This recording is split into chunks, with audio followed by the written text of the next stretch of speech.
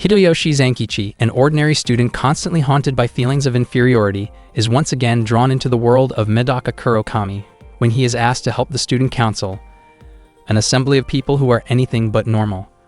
From his perspective, Zankichi must struggle to survive amid a storm of ambition, extreme power, and absurd personalities, all while questioning his own worth in the face of Medaka's perfection. This story becomes Zankichi's inner journey, a tale of the courage to confront one's inadequacies and the determination to keep standing beside someone who is too perfect for an unfair world.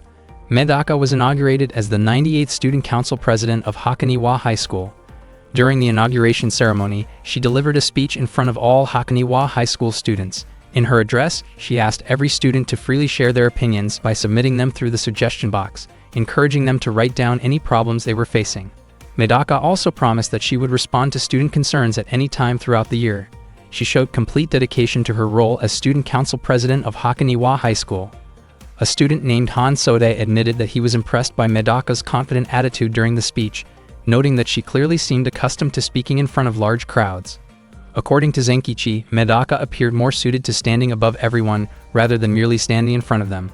As widely known, Medaka had won the election with 98% of the votes, leaving no doubt that she was the number one Sasae Izagi. Han Sode then wondered what Zankichi planned to do next and asked whether he would still join the student council. Zankichi refused, explaining that he did not want to be used by Medaka. Suddenly, Medaka forcefully grabbed Zankichi and pulled him away, leaving him completely startled. Habataki was confused by Zankichi's sudden disappearance. Hansode explained that Zankichi was currently with the student council president, which made Habataki curious about the true nature of the relationship between Medaka and Zankichi. Hansode described them as childhood friends who shared a strong and somewhat unhealthy bond. At the same time, Zankichi was with Medaka in the student council room. He questioned why Medaka did not approach him in a more normal way when asking him to come along. Medaka's behavior stemmed from Zankichi repeatedly rejecting her requests in the past. Zankichi admitted that he did not want to be involved in the heavy responsibilities Medaka carried, believing that she never truly considered his feelings or his position. He confessed that he had reached his limit and felt certain that Medaka could handle everything on her own. Medaka then acted in a way that deeply unsettled Zankichi by suddenly invading his personal space and behaving far more intimately than the situation required. She showed no sense of embarrassment, as she viewed their long-standing familiarity as justification. Medaka expressed her desire to always have Zankichi by her side, emphasizing that she relied on him more than anyone else.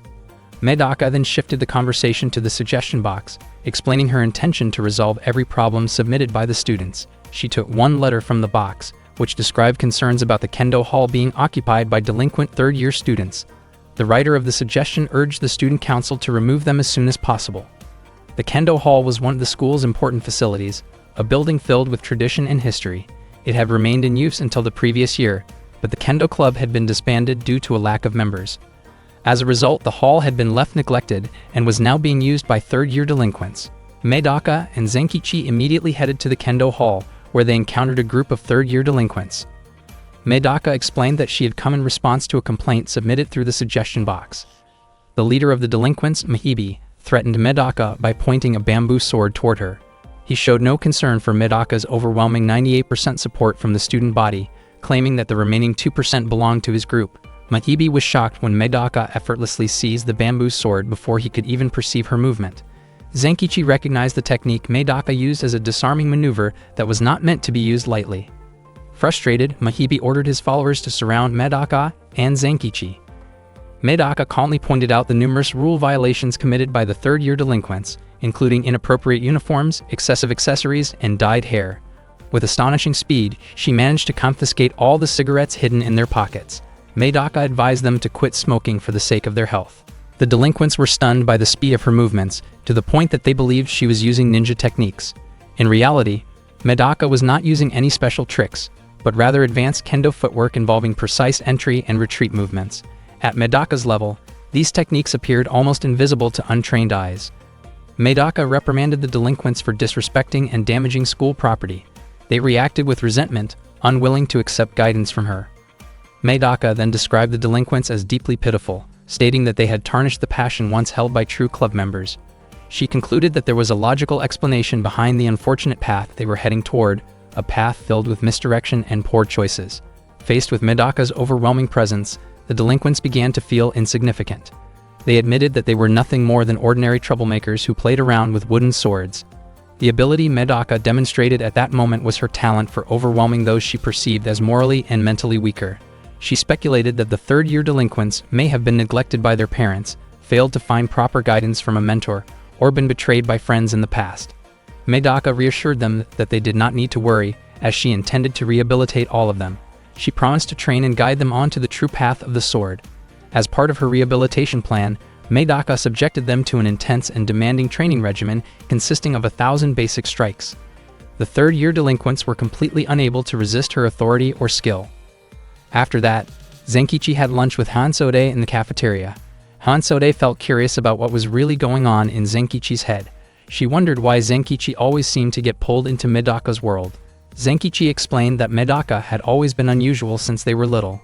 He believed that Medaka did not realize that she stood far above everyone else, and because of that, she naturally ended up pushing the people around her to become just as capable as she was. Zenkichi felt sure that Medaka would never fully understand the feelings of people who genuinely tried their best but still failed, or the feelings of someone who felt sad without a clear reason. He was also convinced that the third-year delinquents would not return to the Kendo Hall after what they had gone through with Medaka.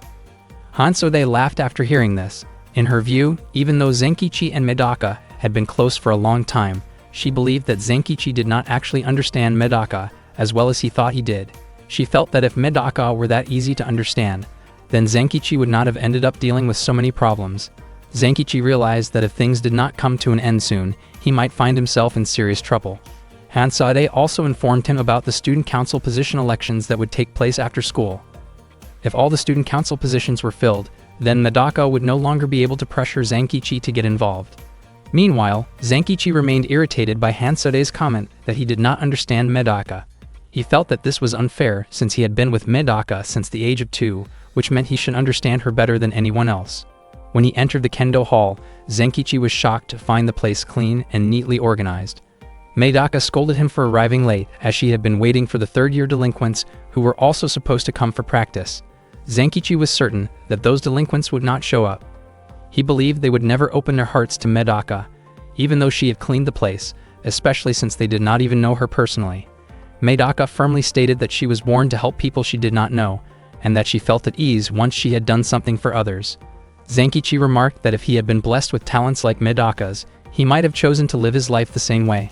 Still, he believed that someday Medaka would suffer if she continued like this, especially because those delinquents were not people who had chosen her, and they were only a small remainder of the student body. Medaka corrected him by saying that they were not a mere percentage, but 8 individuals. She admonished Zenkichi for comparing human beings to numbers or statistics. She then identified them as Mahibi, Hyusei, Mokyu, Mary, Seijaku, Nangi, Zen, and Konki. Medaka did not view those delinquents as outsiders to their school. Zenkichi, however, did not care and immediately left the Kendo Hall. Suddenly, he was taken aback when he saw the third-year delinquents arriving at the Kendo Hall after all. Mahibi stated that even if they were looked down upon by others, they were at least trying to improve themselves and no longer wanted to be seen as worthless. They made it clear to Medaka that they would not give up in the face of her challenge. Medaka acknowledged that she had accepted challenges from others before, and she expressed her intention to begin 10,000 kendo sword swings together with the third-year delinquents. After school, Zenkichi kept thinking that it seemed impossible for Medaka to need him again, since she always stood at the very top among everyone else. Medaka's extraordinary abilities and the way she lived her life were beyond doubt. Whether people felt envy or admiration toward her, in the end, everyone wanted to become like Medaka. Zenkichi believed that Medaka would continue forward without hatred, no matter how many painful difficulties she faced. Not long after, Zenkichi was unexpectedly struck from behind, which caused him to lose consciousness for a moment. The person responsible was Habataki, who felt confused and frustrated. He had previously asked the student council members to drive the delinquents away, yet instead, the situation had been treated as if it were merely a minor issue that needed cleaning up. Earlier that day, Medaka had been walking toward the student council room to attend a meeting for accepting new student council members. Hansode walked beside her and remarked that it seemed Zenkichi had no interest in joining the student council. Medaka asked whether Hansode was worried about him. Hansode denied it, saying that she knew exactly how capable Medaka was. She was simply curious about who had actually written the complaint regarding the Kendo Hall. Medaka stated that she did not know and did not wish to know. Hansode suspected that Habataki was the one who had submitted the complaint, as she believed he had a bad reputation and a history of problematic behavior during middle school. Unfortunately, Medaka did not pay any attention to that suspicion at all. Meanwhile, Habataki had already taken care of the troublemakers in the kendo hall, leaving Mahibi wondering who Habataki really was. Habataki introduced himself as a serious first-year student who genuinely practiced kendo. He admitted that he was not used to hierarchies or group dynamics. He also explained that he often clashed with seniors or supervising teachers in the past, which usually ended badly, and that was the reason he deliberately chose that school, so he could remain a solo kendo member. He openly stated that he did not like Mahibi and the others being in the kendo hall. Earlier, Mahibi had questioned Medaka about her goal in becoming the student council president. To him, Medaka did not seem like the typical type to hold that position. However, Medaka only wanted to keep looking far ahead into the future. At that moment, Eri had already begun to notice the hard work and dedication shown by Mahibi and the others. Mahibi then stood up and pushed Habataki, unable to accept the way Habataki spoke so carelessly. Mahibi recalled his own childhood as a kendo student, and the memories were not his alone. The others felt the same way, as they had all once dreamed of becoming skilled swordsmen. Habataki arrogantly dismissed them as failures. He prepared to make another move toward them, but Zenkichi suddenly arrived and stopped Habataki's kendo strike. Habataki accused Zenkichi of being in league with Medaka, but Zenkichi denied it. He explained that he had actually planned to let Habataki leave after dealing with the third-year delinquents. Habataki demanded that Zenkichi stop interfering, believing that his own actions were justified. Zenkichi acknowledged that Habataki had done something right, but he believed Medaka had acted even more rightly. Zenkichi was deeply convinced of this because, since the age of 2, he had already seen Medaka's strong sense of justice. He understood Medaka better than anyone else, even when her actions seemed irrational or beyond common sense. Zenkichi fully understood Medaka's noble nature and her desire to help others. He made it clear that he would not forgive anyone who refused to support Medaka's sense of justice. Habataki paid no attention to what Zenkichi said and prepared to attack him. However, Zenkichi moved quickly and struck Habataki, sending him flying and crashing to the ground. The confrontation ended with Habataki realizing just how tough Zenkichi really was. That afternoon, Habataki acknowledged Zenkichi's strength and initially intended to retaliate harshly. At that moment, Medaka appeared behind him and called him out. Habataki was shocked and broke down in tears, believing that Medaka should have been attending a student council meeting. Medaka explained that she had already arranged for Hansode to lead the meeting in her place. Medaka suspected that Zenkichi had already delivered enough consequences to Habataki. She expressed her gratitude, knowing that Zenkichi was the only one who consistently worried about her. Habataki felt as though Medaka was toying with him. Medaka then showed him a letter she had taken from the suggestion box. The letter contained a request from a student asking the student council to correct a classmate with a bad attitude. Habataki immediately realized that Hansode must have written it.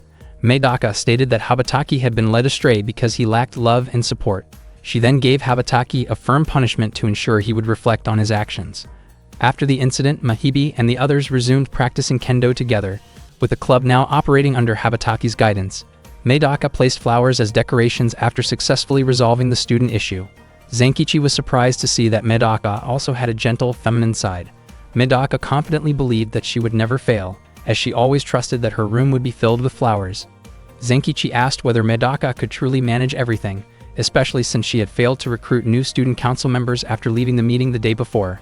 Medaka brushed it off, explaining that she only wanted to do everything together with Zenkichi. Zenkichi was puzzled by why Medaka always wanted him by her side, considering that he was merely her childhood friend and that others might see him as an outsider.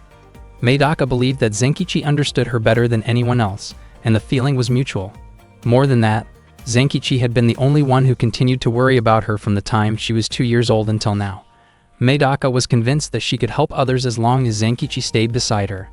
Hearing this, Zenkichi asked to join the student council as a member. Nervously but sincerely, he stated that he would help turn the school into a field of flowers by continuing to dedicate himself to supporting the students. Medaka felt genuinely happy that Zenkichi finally accepted the role and thanked him by hugging him tightly. Zenkichi was startled by how affectionate Medaka could be, but he resolved to stay by her side because he truly loved her.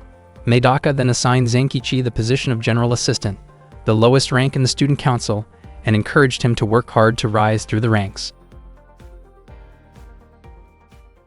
It had already been a week since Zenkichi volunteered to become a member of the student council, yet he still did not feel confident wearing the student council uniform. Zenkichi felt out of place in dark-colored clothing, even though he had deliberately chosen to enroll at Hakoniwa High School. Medaka, on the other hand, thought that Zenkichi actually looked good in darker outfits. Zenkichi was startled when he noticed Medaka suddenly standing behind him. Medaka suggested that he wear a jacket underneath his blazer. Zenkichi followed her suggestion, and it turned out that the jacket really did make him look cooler. Medaka then reminded Zenkichi that his responsibility was to check the suggestion box. That task was considered a top priority for the student council, so Medaka told him not to slack off. One of the requests was signed, and the name written on it was Aria from class 2 to 9. Aria later came to the student council room to meet Medaka. She admitted that she was not sure whether her problem was something that needed to be brought to the student council. Medaka reassured her not to feel hesitant, since she accepted requests from anyone. Zenkichi felt confused seeing Medaka speak so casually to an upperclassman. Aria, meanwhile, was puzzled by Zenkichi wearing a jacket underneath his blazer. Aria explained that she had received a letter demanding that she leave the track and field club, and on top of that, her running shoes had been damaged. She said that she had been selected to represent the school in an upcoming track competition, something that rarely happened for second-year students. She had been extremely happy about it, but 3 days earlier she discovered her damaged shoes along with that letter. Zenkichi asked whether there was anyone Aria suspected. Aria admitted that she did not know, since she kept her shoes in a locker, and anyone could have done it. She also felt that everyone seemed suspicious. Competition for a spot on Hakoniwa High School's main team was incredibly intense, so it was not surprising if others held resentment toward her after she was chosen. Aria had prepared herself mentally for possible backlash, but she never expected it to go that far. She said she could not report it to the coach, and she could not continue training alongside someone who treated her that way. She felt unable to trust anyone.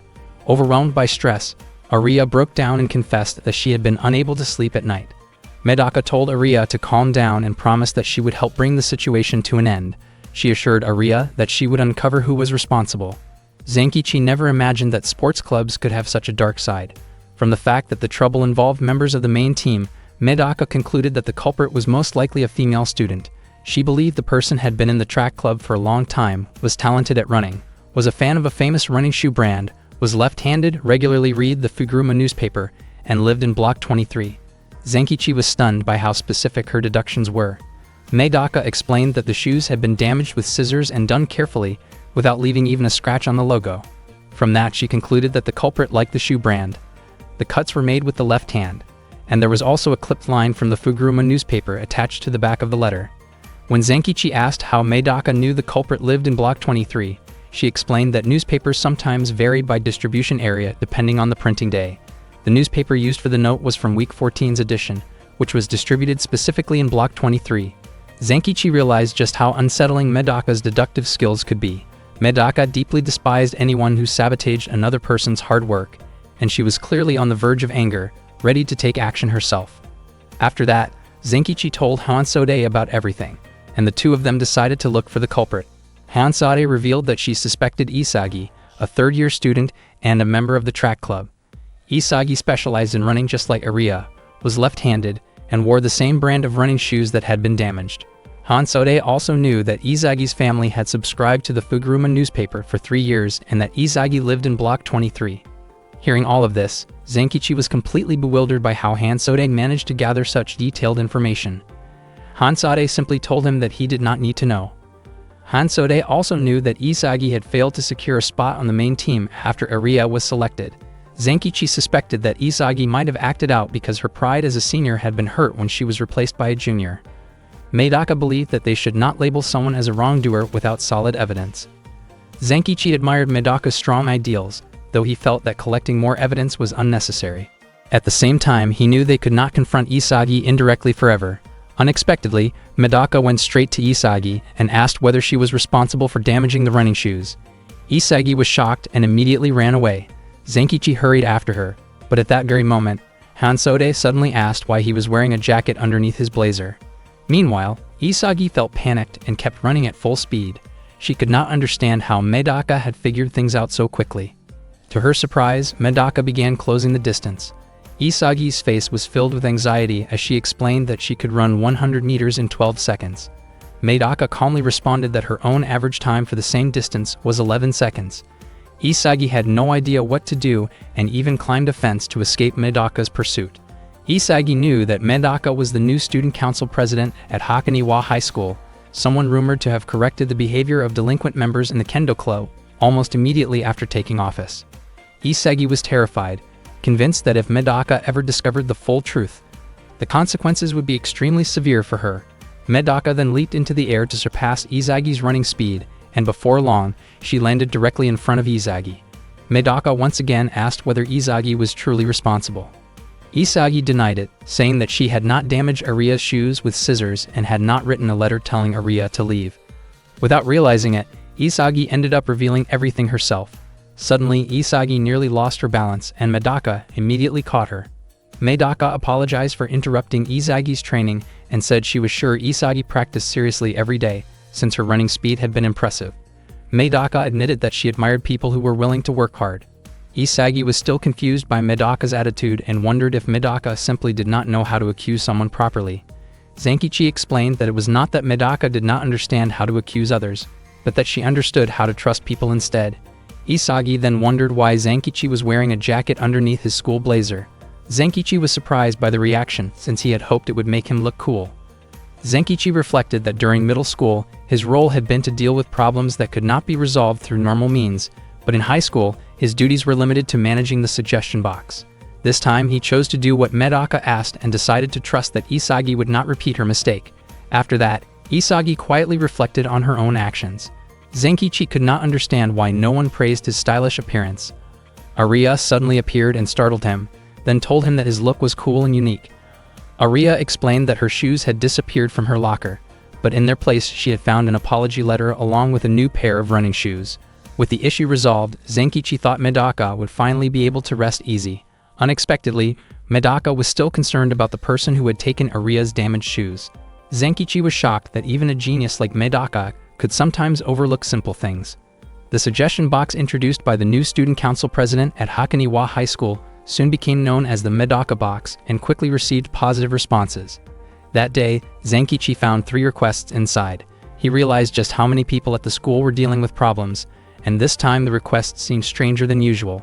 Zenkichi immediately went to Medaka and reported that the requests included a complaint from the basketball team about their club room, a proposal to create a new lunch menu, and a request to find a missing dog. Medaka was especially interested in the request about the dog. It seemed that the writer of the letter had been separated from their pet somewhere on campus during winter break. Medaka immediately assigned Zenkichi the task of finding the dog. She did not join him, since she could not handle being around animals. Zenkichi eventually asked Hansode to help. Hansode was surprised to learn that the seemingly perfect Medaka also had a weakness. Zenkichi explained that during grade school, Medaka had experienced something that left her uncomfortable with caring for animals, which was why Zenkichi would step in whenever she could not. Zenkichi was full of enthusiasm about finding the dog, but Hansode commented that his excitement looked unpleasant rather than admirable. Before long, they found the dog, although it looked quite intimidating. Its fur matched the picture shown in the letter. Zenkichi was confused, since the image had made it look like a cute dog separated from its owner, and he had imagined it belonging to a wealthy family or being some kind of protected animal. Hansode explained that the Borzoi was a respected breed, also known as the Russian Wolfhound. Zenkichi asked Hansode to help him approach the dog, but she refused, saying she preferred to watch from a safe distance. She even planned to take photos of Zenkichi's bravery. Soon, the dog barked after being disturbed from its sleep. Hansode casually suggested that the barking meant the dog wanted to play. Zenkichi did not believe that interpretation, knowing the dog was simply annoyed at being awakened. Hansode encouraged Zenkichi by saying this was his chance to show his courage in front of Medaka. Fired up, Zenkichi prepared to catch the dog. Hansode handed him a sausage. Zenkichi assumed it was meant to lure the dog, but Hansode jokingly suggested he place it on his stomach and pretend he was injured. Even Zenkichi could tell that following such advice would only make the situation worse, so he decided to rely on his own common sense instead. Zenkichi immediately ran toward the dog while holding a sausage. The dog opened its eyes and suddenly turned around, chasing after him. Zenkichi ran as fast as he could to save himself, but the dog managed to catch him. Meanwhile, Hansode was calmly recording the frightening incident instead of helping. After that, Zenkichi reported to Medaka that he and Hansode had managed to locate the target but failed to capture it. It turned out that after disappearing for 6 months, the puppy had grown into an extremely aggressive dog. Zenkichi admitted that he had already met the dog's owner, Urushi, from the 3rd year of high school, but explaining the situation to her was not easy. Zenkichi later learned that Borzoi in Russian refers to a clever breed that was originally used as a hunting dog. Only then did he realize why he had failed to catch it. He admitted that he would not give up just because he failed on the first attempt, and he planned to take further action together with Hansode. Medaka was confused about why Hansode had to be involved. According to Zenkichi, Hansode might not be happy about going along with him, but he believed she would cooperate if he pushed her a little. Zenkichi added that Hansode was someone he could rely on. Medaka had already completed 2 other requests and wanted to personally step in to deal with the dog. She could not accept the fact that Zenkichi had asked for help from someone else because of his own shortcomings. Medaka then put on a dog-themed outfit that was meant to help her blend in rather than stand out. Hansode wondered why Medaka was wearing something like that. Medaka's goal was to make the target see her as the same kind of creature, which she believed was the first step in dealing with animals. Hansode was surprised by this logic, while Zenkichi commented that Medaka could be foolish precisely because she was too smart. Medaka prepared to carry out her plan, but Zenkichi suggested that she step back and let him and Hansode handle the situation instead. Medaka became clearly upset after hearing that. She wanted to prove that she would no longer be held back by her past.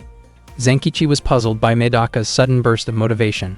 According to Hansode, Medaka seemed to be jealous after seeing Zenkichi acting closer to her. Hansode realized that Medaka was far more human than she had initially thought, showing clumsiness, jealousy, and even having trouble with animals. Zenkichi corrected Hansode's misunderstanding by explaining that Medaka did not dislike animals at all. In fact, she genuinely loved them. Just as he said, Medaka approached the dog and tried to hug it, but the dog looked terrified and hid behind Zenkichi instead. Hansode could not understand what was really happening. Zenkichi concluded that it was not that Medaka could not handle animals, but rather that animals could not handle Medaka. Back when Medaka was in the first year of grade school, she had once been assigned to take care of the school's animals. When she tried to feed the rabbits, none of them came out of their cages. The fish also refused to swim to the surface when she gave them food. Even during a visit to the zoo, not a single animal showed itself in front of her. That experience had stayed with her ever since. Animals do not understand personality in the way humans do, but they can sense presence and extraordinary intensity. According to Zenkichi, the reason the students accepted Medaka as the student council president had nothing to do with her power, abilities, or status, but everything to do with her personality. In the end, the student council successfully completed the task of returning the Borzoi to its owner. Medaka looked gloomy because, even after everything, she still could not make such an adorable dog like her. Seeing that, Zenkichi realized once again that Medaka was truly human, someone who genuinely liked animals and could feel deeply disappointed when things did not go the way she hoped. One day, Zenkichi was training in boxing at his high school. Everyone around him paid close attention to his movements as he practiced. The boxing coach warned Zenkichi to use proper boxing gloves so his hands would not get injured. The coach praised Zenkichi's technique, saying it was impressive, and expressed hope that he would officially join the boxing club. However, another student stepped in and explained that Zenkichi was a member of the student council. That student seemed regretful and commented that if Zenkichi had not stayed so closely connected to Medaka, his overall standing might have been much higher. Later that day, Zenkichi had lunch with Habataki and Hansode. He had already visited several martial arts sports clubs by then. Habataki was puzzled by how dedicated Zenkichi had become, especially since he believed Zenkichi did not actually like sports. Zenkichi explained that he simply created his own rule for himself so he could sweat up to 5 liters every day. Hearing that, Hansode casually remarked that she would have to eat 5 liters of ramen daily to keep up. Habataki then mentioned that there was a rumor going around that Zenkichi was considered a club destroyer. Zenkichi smiled and asked whether Habataki was worried about him, which Habataki immediately denied. Zenkichi found it strange that Habataki was having lunch with him as if they were close friends. Suddenly, a student named Hisu approached Zenkichi and asked him to come along, saying there was something important he needed to talk about. Meanwhile, Habataki commented that Hidemi seemed to be doing fine and wondered whether Zenkichi would also be alright. Hansode was confident that Zenkichi would be just fine and added that Zenkichi was the kind of friend who only showed up when she needed him. Habataki admitted that he himself was not exactly a good person, but he described Hansode as far worse. Hansode believed that Zenkichi would not have any trouble dealing with Hisu. Hisu was known as a former candidate for student council president. He had tried to gather votes through intimidation in the past, but Medaka ultimately defeated him. Habataki suspected that Hisu deeply resented Medaka, and Hansode felt that Hisu was probably planning something reckless. While looking through Zenkichi's notes, Hansoda noticed that he had not yet visited the judo club. At the same time, Hishu and Zenkichi were talking on the school rooftop. Hishu revealed that he wanted Zenkichi to help bring Medaka down. He was trying to gather supporters and attempted to persuade Zenkichi to join him. Zenkichi responded that Hishu had approached the wrong person. Hishu denied this, arguing that Zenkichi's position in the student council was nothing more than a general assistant, and that, in reality, Zenkichi was merely serving Medaka without recognition. Hishu also mentioned that he had heard about Zenkichi's recent behavior and believed it was nothing more than a way for him to release stress. He insisted that Zenkichi must be exhausted from following Medaka's requests every single day without receiving anything in return. Hishu claimed that Medaka had won the election through sheer force of personality, and therefore he believed it was justified to challenge her through similar means. Zenkichi countered by pointing out that Hishu's actions had frightened the students who were supposed to vote freely. Hishu then told Zenkichi to stop acting overly righteous, insisting that he was actually trying to help him. He said he did not want a hardworking young man like Zenkichi to be taken advantage of by Medaka and believed there had to be something more meaningful that Zenkichi could be doing. Zenkichi did not understand what else Hishu was referring to. Hishu explained that there would be a meeting after school and claimed it would be Zenkichi's last chance to switch sides. He was confident that Medaka would not care even if Zenkichi betrayed her. After saying this, Hishu left him alone. Zenkichi let out a deep sigh and lay back, feeling certain that all of this would become extremely troublesome. Suddenly, Medaka appeared nearby and commented that it would not be troublesome at all, but rather enjoyable. Zenkichi was startled and wondered how long Medaka had been there. It turned out that she had been present for quite some time. Zenkichi pointed out that there were people who truly disliked Medaka. Medaka did not see this as a problem, explaining that her purpose in life was not to be loved by others, but instead to love them herself. She believed that this was not something Zenkichi needed to worry about and that she would handle it on her own, as it was the responsibility of someone in power to deal with opposition. Zenkichi was genuinely surprised to learn that Medaka even cared about her enemies. While receiving 98% of the votes sounded impressive, it also meant that 2% of the students had rejected her. The election itself proved that there were indeed people who stood firmly against Medaka.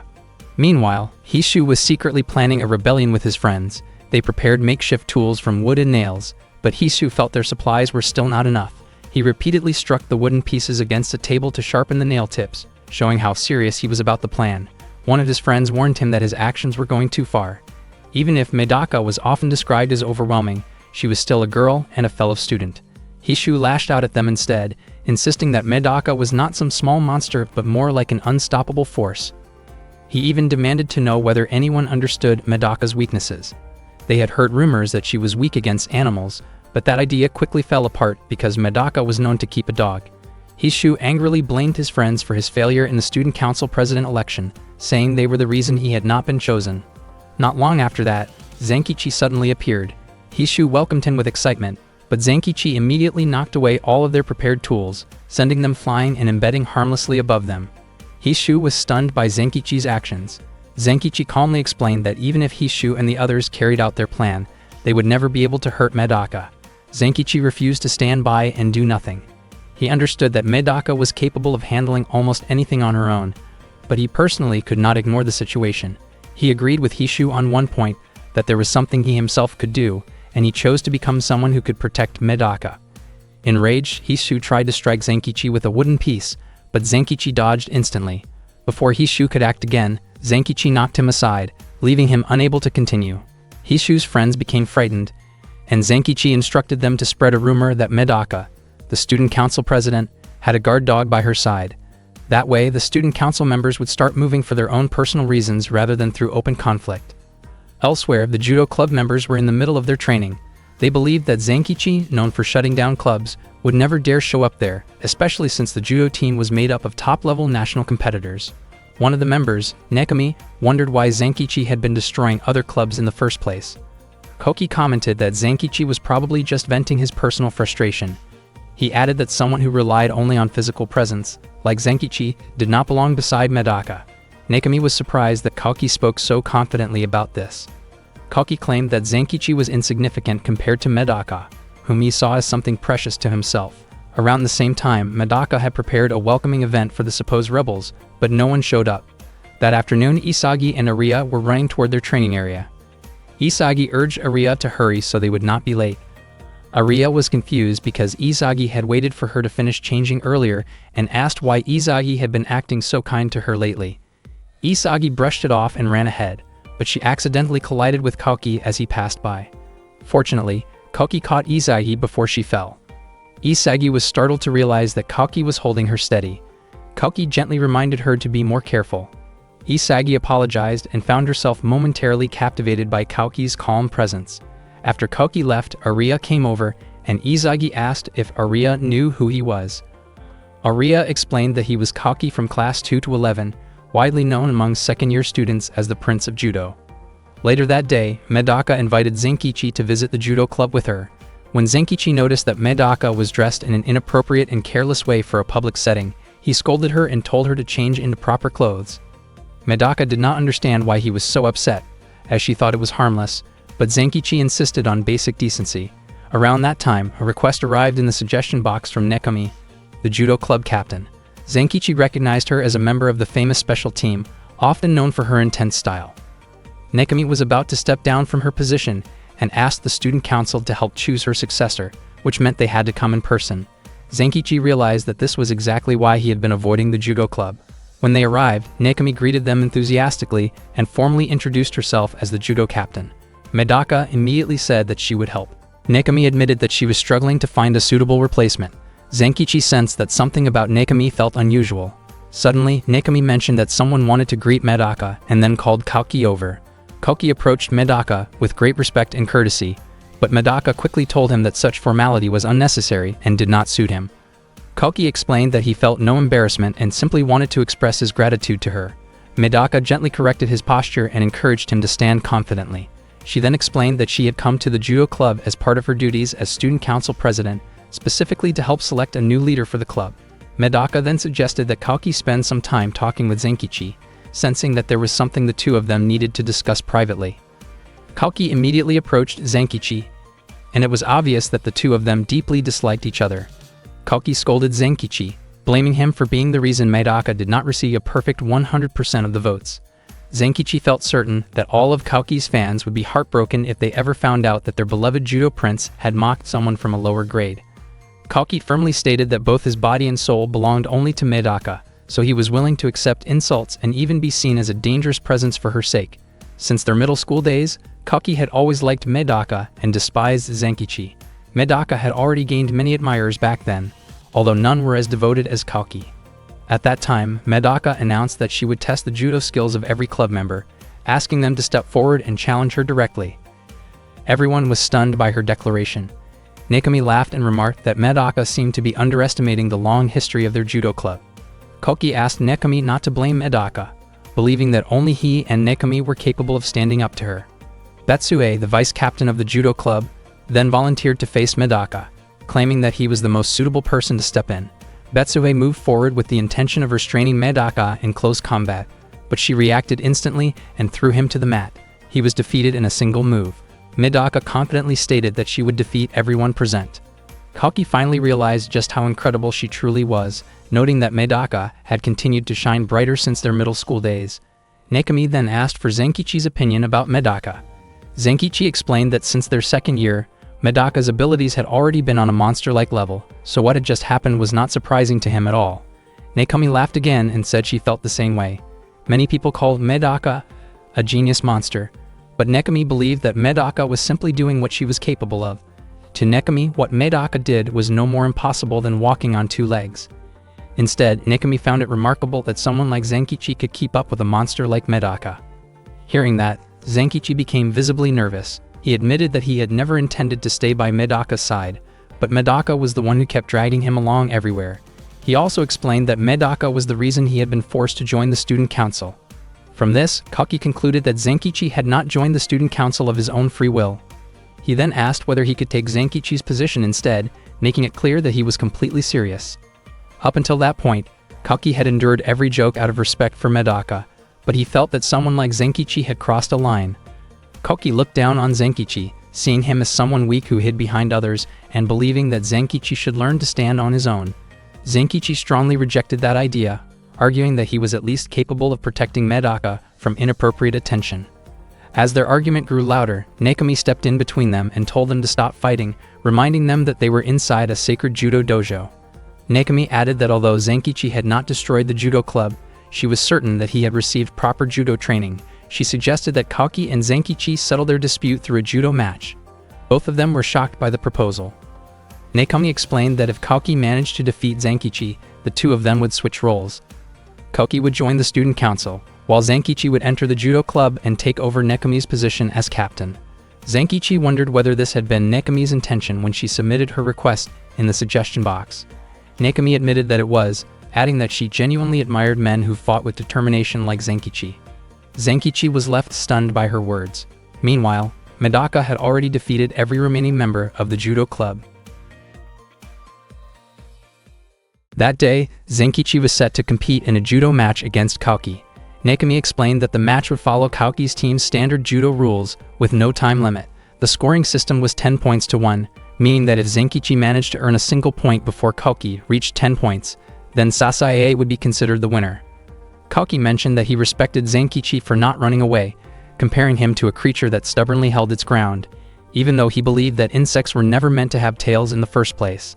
Zenkichi responded by implying that Kaoki should have been honest from the beginning about wanting to run freely like an ant.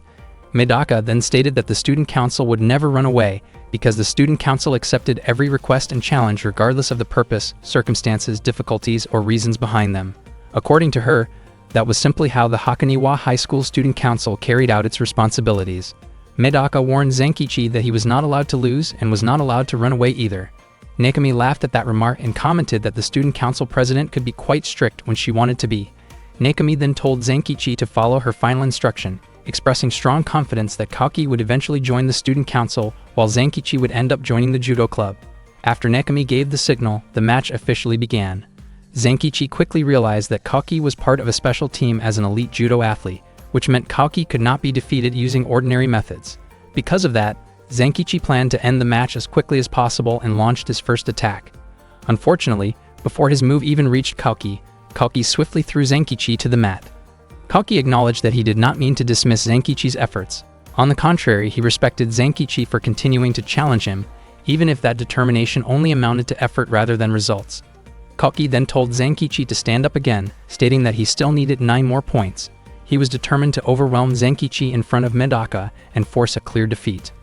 Nakomi observed that Kaoki seemed extremely energized. In her view, if Kaoki ever got the chance to counterattack, he would be capable of defeating almost anyone. She also remarked that watching a judo genius was not very interesting to her. At that moment, Kaoki once again threw Zenkichi to the ground. Medaka commented that it seemed Nakomi truly disliked prodigies. Nakomi admitted this openly, stating that she disliked both Kaoki and Medaka because the kind of judo she valued prioritized hard work over natural talent. Medaka realized that this way of thinking reflected a very different perspective. Nakomi went on to say that talented people should stay among themselves, while ordinary people should remain together as well. She explained that she did not need Kaoki in the judo club and was willing to let Medaka have him instead, as long as she could take Zenkichi in return. During this exchange, Zenkichi was thrown to the ground repeatedly by Kaoki. Medaka noted that the label of genius no longer seemed meaningful. By that point, Kaoki had already earned 7 points. Members of the judo club commented that Kaoki was fighting seriously, without relying on chance or luck like in some other martial arts. They believed that a beginner could not realistically challenge or face Kaoki head-on. Nakomi then recalled how she had once defeated prodigies by using clever and unconventional strategies. She accepted the possibility of Zenkichi losing that match and believed that if he trained with her for 6 months, he would be able to defeat Kaoki. In judo matches, it was extremely difficult for beginners to avoid breaking the rules, yet even as a novice, Zenkichi continued to fight with everything he had. Meanwhile, Kaoki acknowledged that Zenkichi possessed remarkable courage. He genuinely respected Zenkichi's persistence, especially since most of Kaoki's opponents were unable to stand after enduring 9 of his attacks. Kaoki thought that someone like Zenkichi might still change and grow over time. He then prepared a final decisive move to remove Zenkichi as an obstacle standing beside Medaka. Zenkichi felt that he truly could not match Kaoki's strength, and he had no idea how he could possibly win. He thought that Medaka should never have dragged him into a battle he could not overcome. Still, he did not resent her, even if she cared more about her duties in the student council than about him. Zenkichi had already accepted the possibility that Kaoki might replace him. Suddenly, Medaka declared that she would never, under any circumstances, tell Zenkichi to lose. she desperately urged him to win, explaining that she did not know what she would do if he was no longer by her side. She believed she would end up in trouble and unable to hold back her emotions. Hearing this, Zankichi felt a surge of motivation because he could not bear the thought of Medaka being upset. With renewed determination, Zankichi pushed both of Kaoki's legs, causing him to fall. The spectators were stunned, wondering how Zankichi had managed to perform a double leg takedown. Not long after that, Zankichi collapsed himself due to exhaustion. Despite this, Kaoki acknowledged his defeat at Zankichi's hands. Zankichi smiled when he heard those words. Nakomi still found it hard to believe that Zankichi had managed to defeat Kaoki. She had used that same technique many times before, yet Zankichi's execution had been especially impressive. Medaka stated that there was nothing particularly impressive or disappointing about it, and that there were no geniuses or ordinary people in that moment. In her view, all that existed was people doing their best to survive. She added that this meant there was no real difference between Nakomi and herself. After the match ended, Kaoki supported Zankichi's body and helped him stand. The next day, Zankichi explained what had happened to Hansode. Hansode said that Zankichi had gone through something extremely heavy and that he should have asked her for help. She then asked about the candidate to replace the judo club captain. Betsue had been appointed as the new judo captain because he was considered brave enough to challenge Medaka. Nakomi stopped trying to recruit Zankichi, and the other related cases were also resolved. According to Hansode, it would be best if Zankichi simply hoped that Nakomi would give up on recruiting him altogether. Hansode then asked about Kaoki, but Zankichi said that Kaoki did not know anything because the matter had nothing to do with him. When Zankichi entered the student council room, he was shocked to see Kaoki inside, dressed in an unusual way that immediately caught his attention. Zankichi was confused about what Kaoki was doing there. Kaoki admitted that he had stopped pursuing Zankichi, but he could not completely cut ties with Medaka. On top of that, Nakomi had already dismissed him because she did not intend to keep someone she believed to be stronger than the new judo captain. Kaoki admitted that he had never thought of himself as a genius. At first, he had stood out, but reaching that point had required hard work and strong determination. Nakomi asked whether Kaoki was finally admitting that the idea of a natural-born genius did not really exist, and she encouraged him to use his effort and resolve to chase the girl he admired. Nakomi had also discussed the matter with Medaka, and Kaoki was now free to join the student council or any club he wanted. Kaoki felt that he had failed to keep his promise to Zankichi. Nakomi told him that if he truly did not see himself as a genius, then he needed to decide whether he would honor that promise or follow his feelings. Kaoki ended up in tears. Before leaving, Nakomi asked him to pass a message to Zankichi, saying that she would not give up so easily. Shortly after that, Kaoki announced that starting that day, he would be joining the student council as its secretary. Zankichi was genuinely irritated when he heard this. From that day on, the Hakoniwa High School Student Council officially had 3 members. That same day, Zankichi was watering the flowers in the student council room.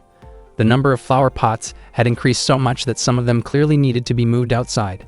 Zankichi never expected that simply carrying out student council duties would result in the room being filled with flowers. He admitted to himself that Medaka really could turn the entire school into a field of blossoms. Not long after, Kaoki arrived at the student council room and greeted Zankichi.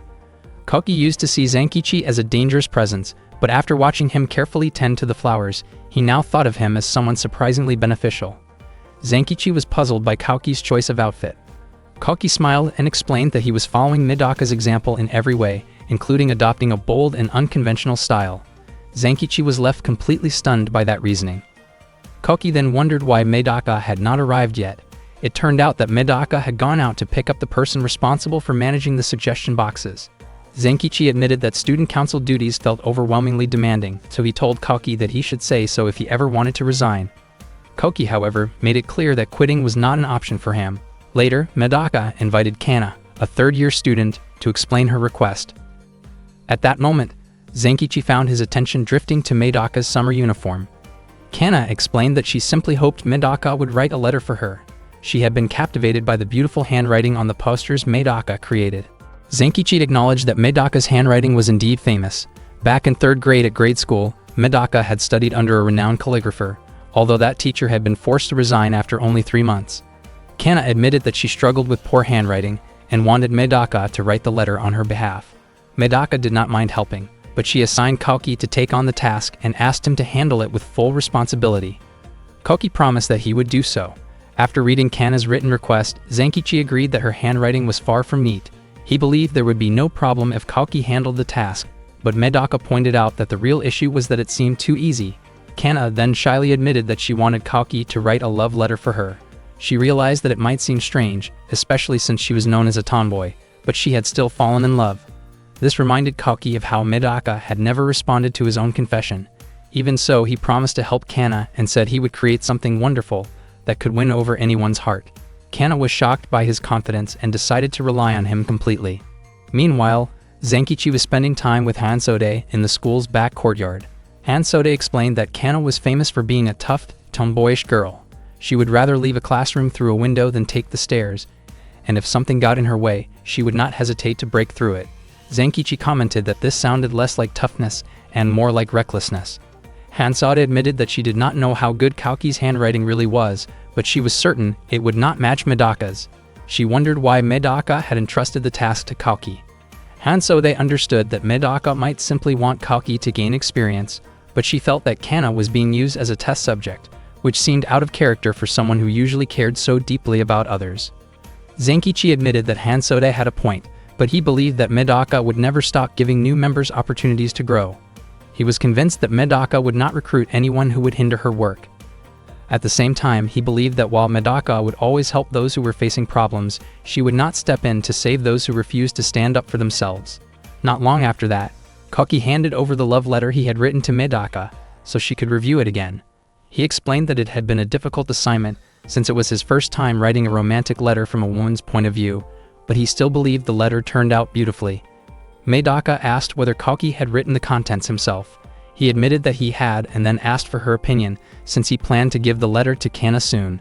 Medaka questioned whether Kana's goal was simply to pass along words or to express genuine feelings, and if Kalki had used his own wording, whose feelings were actually being conveyed.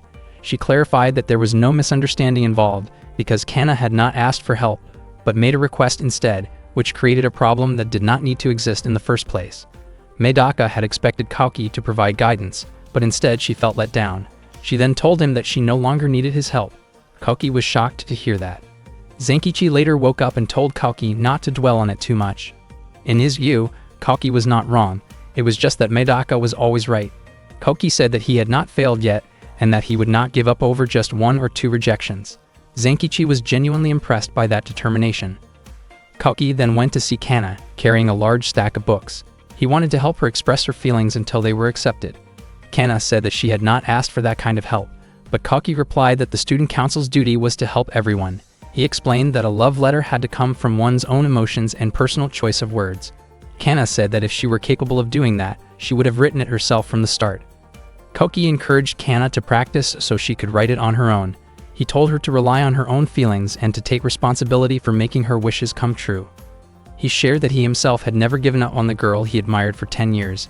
Kalki stayed by Kana's side, teaching her patiently until her writing truly reflected what she felt inside. For an entire week, Kalki continued guiding her, and in the end, Kana finally managed to write her own letter for the person she loved. The result of that heartfelt effort, born from persistence, exhaustion, and sincere emotion, was kept private out of respect for personal boundaries. Medaka praised Kalki for his excellent work. Kalki responded that he had simply done what he was supposed to do. Medaka told him not to downplay his success. She then gently patted his head as a sign of appreciation for carrying out his responsibilities so well. Kalki became extremely flustered and even shed quiet tears of emotion when he saw Medaka smile and express her gratitude. Zenkichi felt awkward watching the two of them together.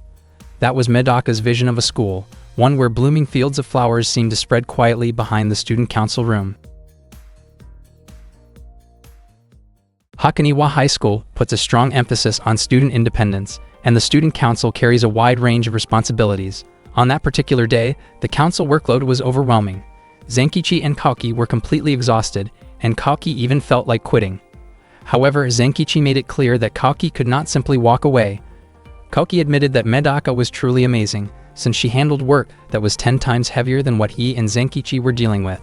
Medaka brushed off Kalki's praise, explaining that she also felt buried under piles of documents.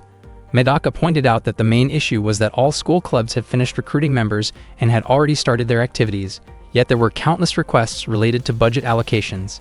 Zenkichi observed that it seemed like the student council did not really need a vice president as much as it needed a treasurer. Kalki, who used to be part of the judo club, shared his perspective by saying that every single yen in the budget mattered, and he understood why each club wanted an increase. Zenkichi remarked that Hakoniwa High School had far too many extracurricular activities, ranging from an archery club to a bowling club and even a bobsled club. He genuinely wondered what the school leadership was trying to achieve with such variety. Medaka explained that there were strict limits on budget submissions. If the funds were divided evenly, each club would only receive a trivial amount, and that kind of solution would clearly be unfair. Zenkichi reflected on how Medaka had essentially lived in her own world. Back when she was in her first year of middle school, she had solved the most difficult math problem ever recorded, a puzzle known as the jugular problem. As a reward, she received an enormous sum of money. Ironically, that history made Medaka poorly suited to act as a treasurer, since she herself had a complicated relationship with money. Kalki then suggested an idea of giving all the funds to a single club. His own role would be to plan an inter-club competition. At its core, the event would function as a social activity, but the allocated budget could be awarded to the winning club. Zenkichi realized that Kalki was sharper than he had expected. Medaka agreed that the idea had merit, but she felt that something like a simple running competition would be too limited. If taken seriously, it would heavily favor the track and field club. Shortly after, Zenkichi discovered something promising. A letter had been submitted to the suggestion box, explaining that the 55-meter swimming pool was rarely used and requesting an event, so the facility could finally serve a purpose. That afternoon, Zenkichi informed Hansode that the student council would be hosting an inter-club water arts contest. The event would take place at the new swimming pool and was scheduled for Sunday. The club that won the contest would receive additional budget funds. Hansode pointed out that this seemed to benefit the swimming club the most, but Zenkichi reassured her that the student council had already taken that concern into account. The planned activities did not include swimming races. Instead, they featured games like bread-eating challenges and water basketball. Hansode argued that holding competitions in water was still unfair, because Hakoniwa High School's swimming club had 3 so-called flying fish who were extremely enthusiastic about money. Zenkichi did not understand what Hansode meant by that at all. Hansode insisted that he ask properly if he wanted an explanation, and Zenkichi complied by humbling himself before her. Hansode then explained that the 3 fish were special members who were truly exceptional. They were completely driven by profit, and would only participate in competitions that offered cash prizes. They even provided services to other schools as long as the price was right. They had no hesitation about organizing their own events and often included betting as part of them. Hansode warned Zenkichi to be cautious, since even though Medaka might be extraordinary, there was still a chance she could lose. Meanwhile, the 3 individuals known as the Flying Fish were discussing the upcoming water arts contest. They dismissed the event as foolish, yet recognized that it could work in their favor. Because prize money was involved, they decided they had no reason to skip it. They were genuinely excited to participate, as they were willing to do almost anything for money. The trio consisted of Yumimishi, the swimming club president, Satsu, the vice president, and Mokana. All 3 were deeply obsessed with earning as much money as possible. On the day of the water contest, contestants from many different clubs had already gathered and prepared themselves. Zenkichi admitted that the event had clearly become a major attraction. All 15 clubs that had requested budget increases were present. Kalki was surprised by how many clubs joined the water arts contest, especially given how short the announcement period had been. It seemed that every club was struggling with financial issues. Familiar faces appeared from the Kendo Club, the Track and Field Club, and even Nekami from the Judo Club. Zenkichi wondered where the swimming club members Hansode had described were. He was momentarily stunned when he saw Medaka wearing a swimsuit. Not long after, Medaka delivered an opening address before the contest began. She expressed the idea that while the saying about not working and not eating failed to capture the true nature of human thinking, it was still fair to say that those who worked would earn their food. She encouraged everyone to give their best and aim for the prize. After that, Zenkichi explained the rules. The match was divided into 4 rounds, and whichever club earned the highest total score would be declared the winner. There were 3 basic rules in the contest. First, each club could only send 3 members, and they had to work together as a team. Second, the male students would be given a handicap. Since all participants in every contest were mixed, all male students would wear flotation devices on their arms to keep the competition fair. Before Zenkichi could explain the 3rd rule, Medaka asked him to hand over the microphone. Medaka explained that the contest was meant to motivate everyone. She believed many people would feel disappointed if only the winning club received a reward. She wanted everyone to stay excited and enthusiastic about participating, and she also wanted everyone to have fun. Because of that, she had prepared a bonus rule to make the event even more exciting. Medaka announced that the student council would also take part in the water arts contest. If any club managed to outperform the student council, she would triple the prize, with extra money coming directly from her own pocket. The contestants were thrilled when they heard this and became even more fired up to give it their all. Unfortunately, Zenkichi and Kaki did not share that excitement. They could not believe they also had to participate, especially since they had tried to stop this from happening earlier. Nekami grew even more energized and felt confident that the water arts contest would be a lot of fun. Medaka then officially opened the event. The first competition to be held was water basketball. Zenkichi honestly could not wrap his head around it. He had assumed the contest would be relatively calm, but after hearing Hansode mention something about 3 flying fish, he began to feel uneasy. Before long, the baskets emerged from the pool. At that moment, Mokana asked whether Satsu was ready for the water basketball game. Satsu felt confident that he could handle it. Even though Medaka was often known as a monster on the level of a T-Rex, the 3 members of the swimming club moved through the water like sharks. Yumichi agreed and reminded everyone that their goal was absolute victory, guided by their motto of winning and losing for the sake of prize money. 16 baskets had been prepared inside the pool, making this the first competition of its kind at Hakoniwa High School.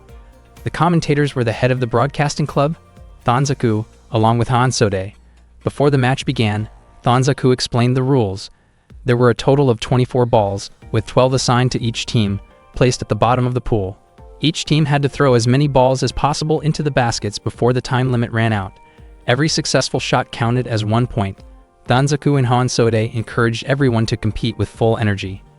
During the commentary, Thonzaku wondered whether Hansode was truly close to Zenkichi.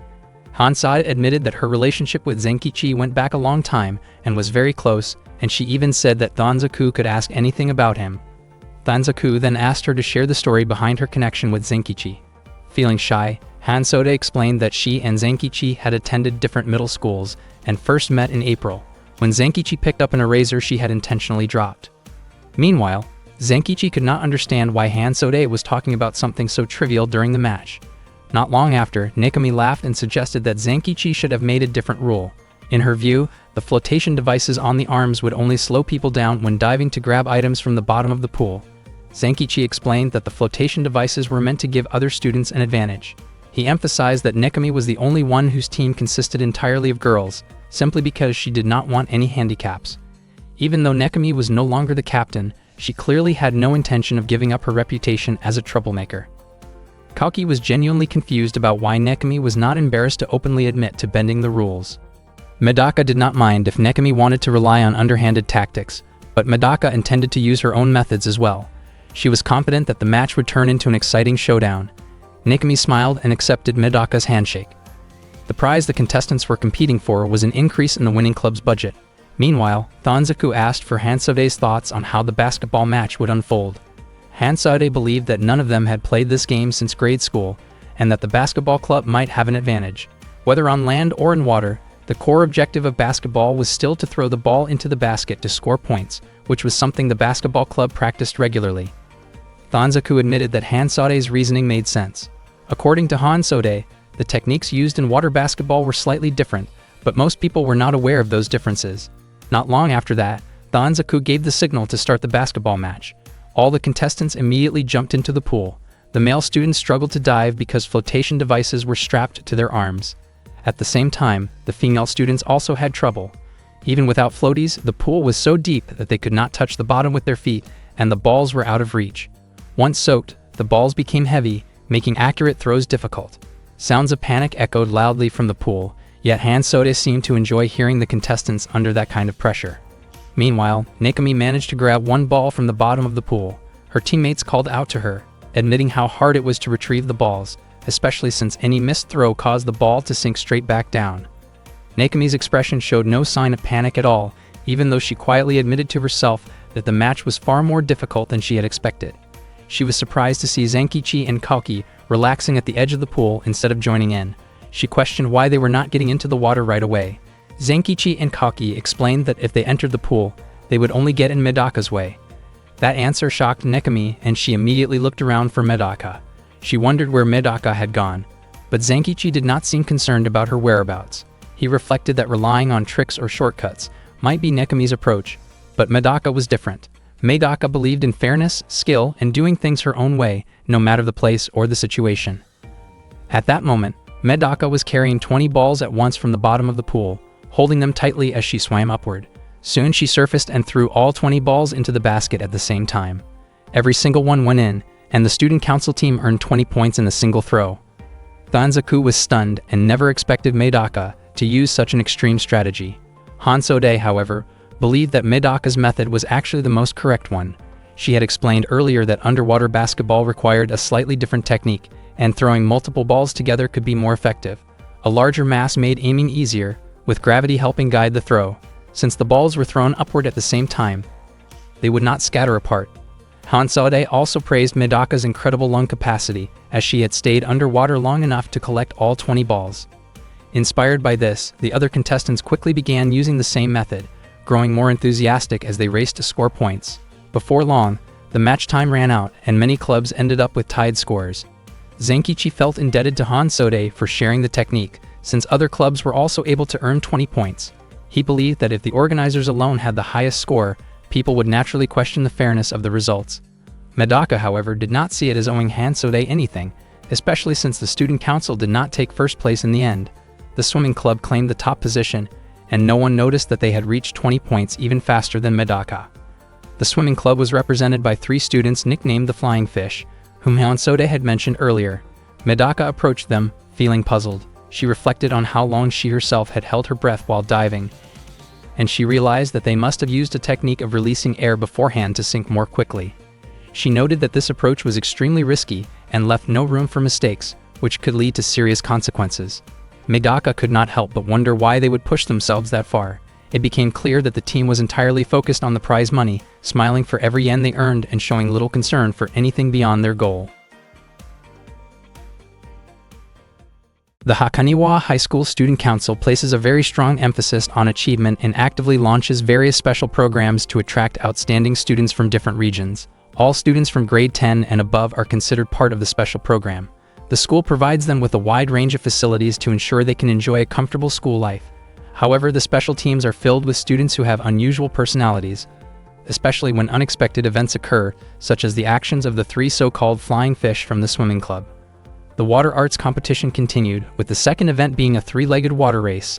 Danzaku immediately explained the rules. Each pair of participants had to tie one of their legs together and move forward, and the team that reached the finish line first would receive 15 points. The second team would earn 14 points, and the points would decrease accordingly. Hansode considered the contest both ridiculous and impressive at the same time.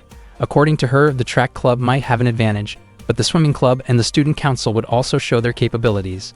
At that moment, Nekami wondered why Medaka was not participating in the second contest. Medaka explained that if she joined every competition, it would no longer feel like a true interclub event. Nekami laughed and said that Medaka should give others a chance to shine.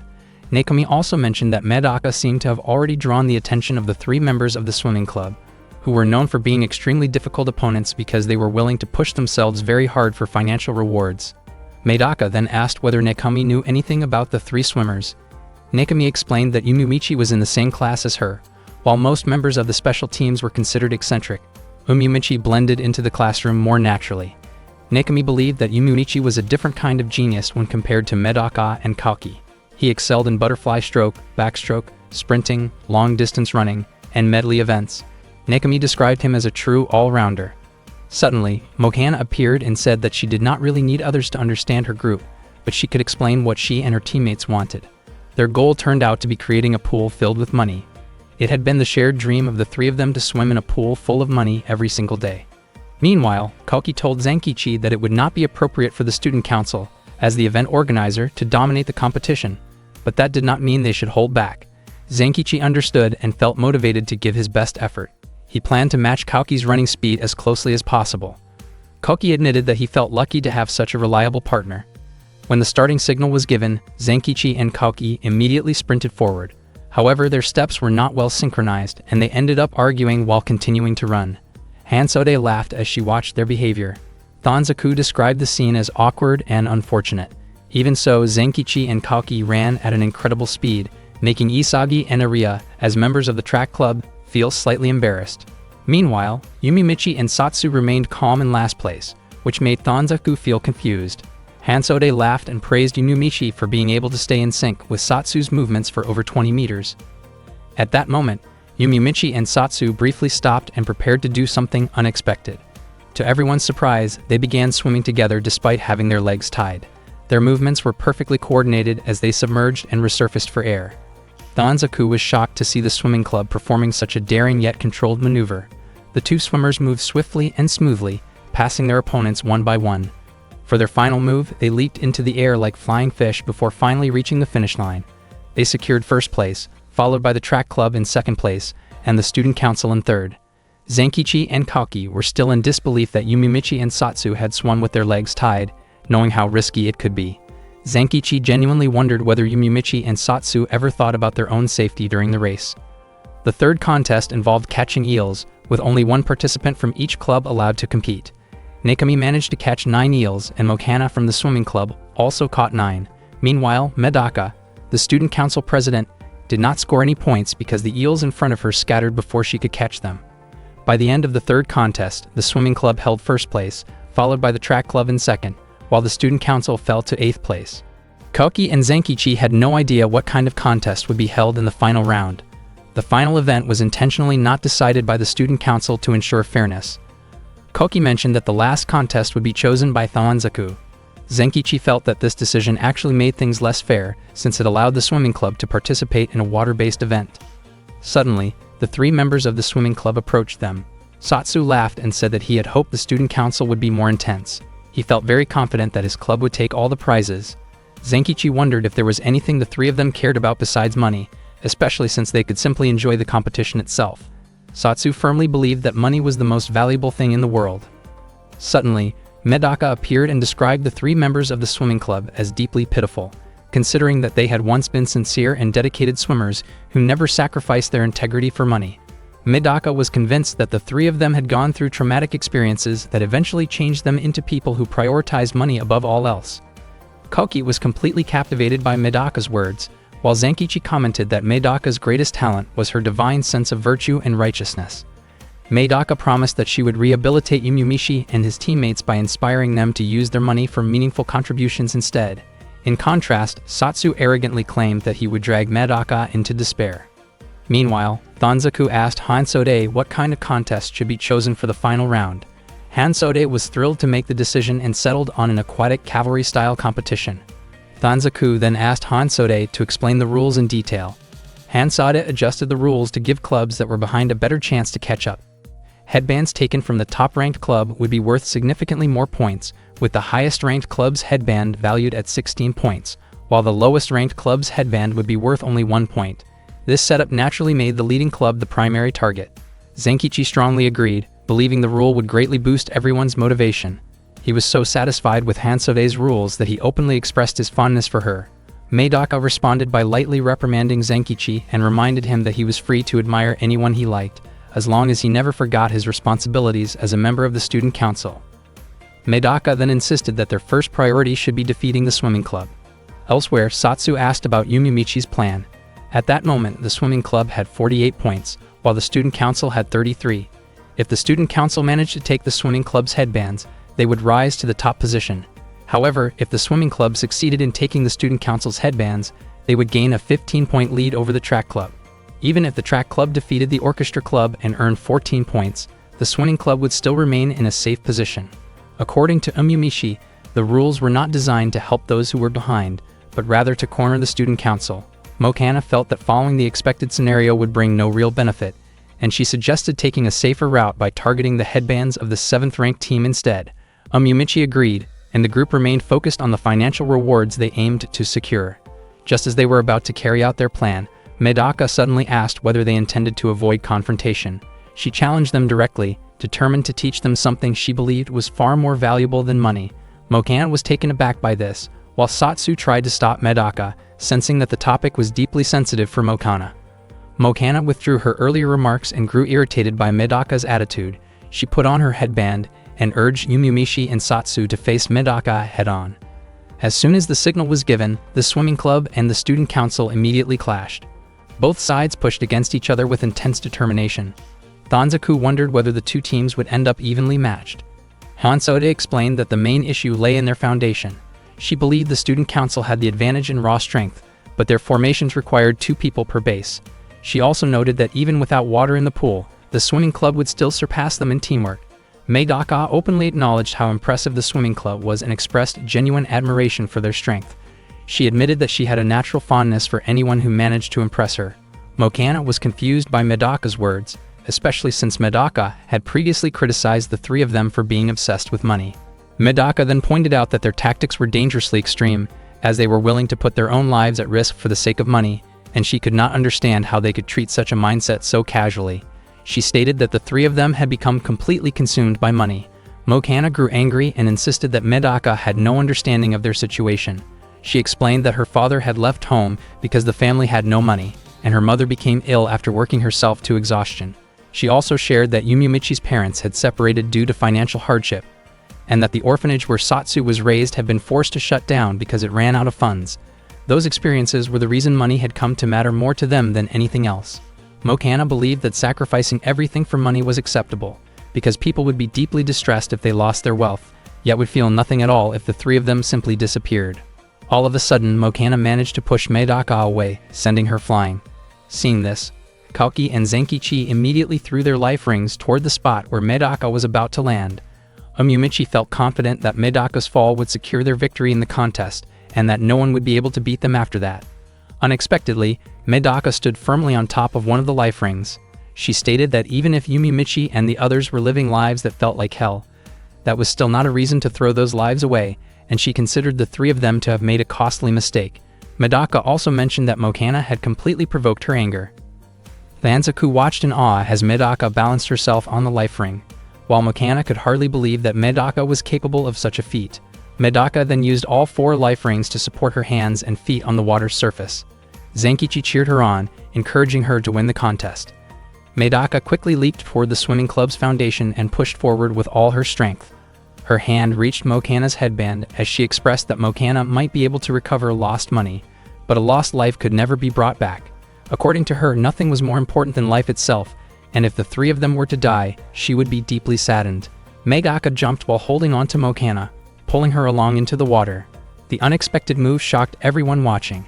Zenkichi realized that this was Medaka's third ability, known as excessive affection. Both Mokana and Medaka fell into the pool together. Danzaku shouted excitedly after seeing them splash into the water. Hansade concluded that Medaka had successfully taken her opponent's headband during her long speech, and the life rings that supported Medaka as she fell were considered valid support. Because of this, the Student Council's victory over the swimming club was officially recognized. As a result, the Student Council team climbed up the rankings with a total of 49 points. Medaka acknowledged that their battle had been intense and could not be decided by money alone. She then handed the unconscious Mokana over to Yumiumichi and Satsu. Satsu questioned why Medaka cared about a group of people as hopeless as them, and he believed that her words would not change anything since the three of them had already devoted their lives to money. Medaka told them that they did not need to change because she did not wish to force them to. What mattered most to her was that they did not die because of the lifestyle they chose. In her view, it was better to live for money than to die for it. Medaka even agreed with their ambitious dream of building a swimming pool and insisted that they should make it come true. She also asked them to value and care for the lives of their friends. Mokana eventually woke up and asked Yumiumichi and Satsu whether they valued her more than money. They clearly stated that money was more important. Mokana smiled and then asked which one they liked more, her or money. After a brief pause, they both admitted that they liked Mokana more. Mokana smiled again and said that she also cared about them more than money. Not long after that, the whistle was blown, signaling the end of the match. Unexpectedly, the winner turned out to be the judo club, as Nekami had managed to collect headbands from other teams while the student council and the swimming club were locked in battle. The judo club earned the highest score and claimed both the main prize and the bonus reward. Nekami laughed and remarked that trickery had defeated honesty. He stated that the match had led him to a major victory and expressed his hope that he could face Medaka someday. Both the student council and the swimming club never imagined the outcome would turn out that way. The water performance contest came to an end, with the judo club receiving the promised main prize and bonus reward. However, Nekami said that he did not need them and decided to distribute the rewards to the other clubs instead. As usual, Nekami enjoyed stirring things up. Although the water performance contest was considered a success, Medaka admitted that she received a lot of criticism for using her personal funds to finance a school event. Wanting to prevent this from happening again, she decided to bring in someone with financial expertise to join the student council. That person was Mokana from the swimming club. From that day on, Mokana was appointed as the student council's treasurer. Medaka asked Zenkichi and Kaki to get along well with her. The student council of Hakoniwa High School had finally appointed a treasurer, which meant that activity budgets that had been on hold were now moving forward. Zenkichi felt relieved that the student council had gained new members, even though a small part of him felt uneasy seeing others hold positions that seemed more important than his own. He understood that he did not have any special administrative skills like those required of a secretary or treasurer, yet the thought still made him restless. When Zenkichi opened the door to the student council room, he was caught off guard by Mokana, who happened to be in the middle of changing her clothes. Mokana immediately turned red with embarrassment. Overwhelmed by shock and frustration, she reacted strongly and demanded compensation from Zenkichi for what she believed was an invasion of her privacy. Zenkichi could not understand why Mokana, after causing such a commotion, was still insisting on payment. He firmly refused, arguing that it was her own mistake for not locking the door, and he also made it clear that he had never intended to see her in that situation. Mokana broke into tears and continued pressing the issue, leaving Zenkichi with no real option other than giving in. Once she received the money, her mood instantly improved, which made Zenkichi quietly judge her behavior as shallow. Mokana was the student council treasurer and a member of the special class 1-1. She was the star athlete of the swimming club and known for her outstanding talent. Her role in the student council was specifically focused on handling financial matters. The treasurer position had been vacant for a long time, and after conditions prioritizing the swimming club were met, she also received a daily allowance of 320 cents. Mokana had accepted a recruitment invitation from Medaka and was ready to begin her duties. As Mokana looked around for a computer to use, Zenkichi explained that there was no computer in the student council room. Instead, she would have to rely on an abacus. With Medaka around, technology was considered unnecessary, since Medaka could handle any calculation effortlessly using her own mind. Mokana agreed that buying a computer would be wasteful and decided that the abacus was more than enough for her needs. An awkward silence filled the student council room, with neither of them knowing what to talk about. The atmosphere felt heavy, and Zenkichi found it strange that he could relax and read manga while Mokana stayed fully focused on her work. He was curious about her, but felt it would be inappropriate to interrupt her concentration. He began to think that becoming close to Mokana might not be possible. After the earlier incident, it felt as though his presence barely registered with her anymore. Zenkichi also wondered why Medaka and Kaki had not shown up that day. At the same time, Mokana felt uncomfortable with how quiet the room had become. She blamed herself for immediately diving into work and worried that Zenkichi might not be interested in her at all, especially since he had been absorbed in his manga the entire time. The thought of being questioned later by Yumimeshi and Satsu made her uneasy. Satsu had encouraged her to join the student council so she could learn more about the world beyond her usual circle, while Yumimechi had hoped it would help her make friends within her grade. Trying to reassure herself, Mokana attempted to start a conversation. She suddenly commented on the weather being clear, but unfortunately, it was pouring rain outside. She felt confused, since small talk about the weather usually worked. This made her think that Zenkichi might dislike her. Zenkichi, on the other hand, assumed that her comment was simply an attempt to break the silence. Wanting to respond positively, he tried to compliment her, but his poorly chosen words were misunderstood. Mokana took it the wrong way and reacted harshly, leaving Zenkichi to realize once again how little he understood about dealing with women. Mokana became even more convinced that Zenkichi disliked her. She wanted to apologize but could not find the right moment. Both of them silently wished that someone would step in and ease the tension. That was when Hansode suddenly entered the student council room. Both Zenkichi and Mokana immediately felt disappointed, as Hansode was known for having no sense of atmosphere. Hansode approached Mokana and casually introduced herself. Mokana sensed an air of mystery around Hansode. Even though Hansode was not a student council member, she was in charge of organizing the aquatic art contest, which made Mokana question why she had come to the student council room in the first place. Hansode then attempted to show Mokana a photo involving Medaka that was meant to stir reactions. Mokana was visibly shocked and tried to take the photo away. Hansode explained that the pictures were intended for submission to the school newspaper and casually mentioned that she had taken thousands of shots from different angles. Zenkichi stepped in and asked Hansode to stop bothering the new student council member. He even promised to treat her to good food if she would leave Mokana alone. Hansode agreed and quickly exited the room. Afterward, Zenkichi apologized for Hansode's troublesome behavior. Mokana said that Zenkichi had saved her and asked who Hansode really was. Zenkichi admitted that he had no idea, which surprised Mokana since she thought they were friends. Zenkichi did not see it as an issue, believing that what mattered most was that Hansode considered him a friend. Mokana wondered about Medaka and questioned whether she showed affection to everyone the same way she once did with her. Zenkichi explained that Medaka used to be like that, and many people actually received their first affectionate moment from her. However, ever since grade school, Zenkichi had asked Medaka to be more mindful of herself. If Mokana had received that kind of affection, it meant Medaka considered her someone truly special and rare. Mokana then questioned why Medaka seemed to love everyone. She admitted that she herself never fully understood why Medaka was born with such a strong desire to help others. Mokana recalled a time when she had no money at all and no one stepped in to help her. Even her friends eventually walked away. She did not feel resentment, believing that the world naturally works through giving and receiving. Still, she felt that she had nothing to offer in return to those who stayed close to her.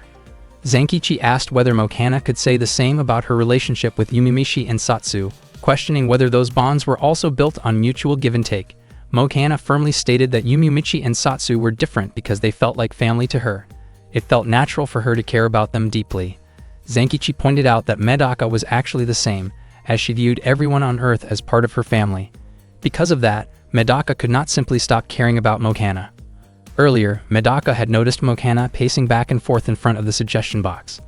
Since the incident at the swimming pool, Medaka had not been able to stop thinking about her, and gradually realized that her feelings had grown stronger. Medaka then asked Mokana to take on the role of treasurer in the student council. That moment marked the first time Mokana realized someone was relying on her and asking for her help. At that point, Mokana became aware that she was having a relaxed conversation with Zenkichi. She thought it might be a chance to make a new friend, yet she hesitated, worried that going too far could cause unnecessary trouble. In the end, she believed she should follow the example Medaka had shown her. Acting on impulse, Mokana expressed that she had developed feelings toward Zenkichi and leaned closer in a moment of emotional confusion. Zenkichi was completely caught off guard by her sudden confession.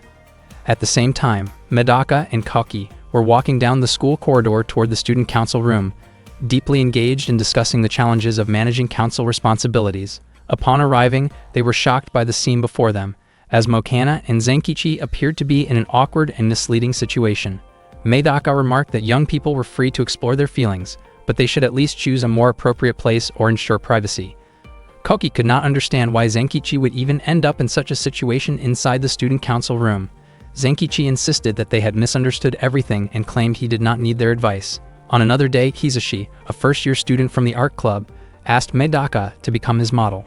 He proudly described himself as an artist seeking inspiration. Medaka agreed to help and allowed Kizashi to portray her based on his imagination, maintaining a respectful and professional atmosphere. Her presence was so striking that Koki described her as looking like a goddess. Zenkichi, however, could not understand why someone so divine would pose with such intensity and confidence. Kizashi explained that the theme of his upcoming piece was a seaside goddess, which required someone with Medaka's presence. As a member of a special art team, Kizashi was preparing a piece for an upcoming competition. He struggled to find the right theme and failed several times until he once again found inspiration in Medaka. Medaka accepted his request without hesitation and fully committed to helping him as a model. Meanwhile, Zenkichi felt uncomfortable watching Koki's overly excited reaction. Unfortunately, things did not go as planned. Kizashi eventually admitted that he could not finish the painting. Zenkichi picked up the sketch Kizashi had dropped and commented that it was well done, though Koki felt it failed to capture Medaka's true beauty. In his view, true art should go beyond reality rather than simply copying it. Kizashi agreed, stating that an exact replica could easily be achieved with a photograph. As an artist, he believed his work needed to surpass reality itself. In the end, Kizashi confessed that Medaka's beauty was simply too perfect to be transformed into art. Medaka felt deeply disappointed, and Zenkichi scolded Kizashi for carelessly hurting her feelings after earnestly asking her to be his model in the first place.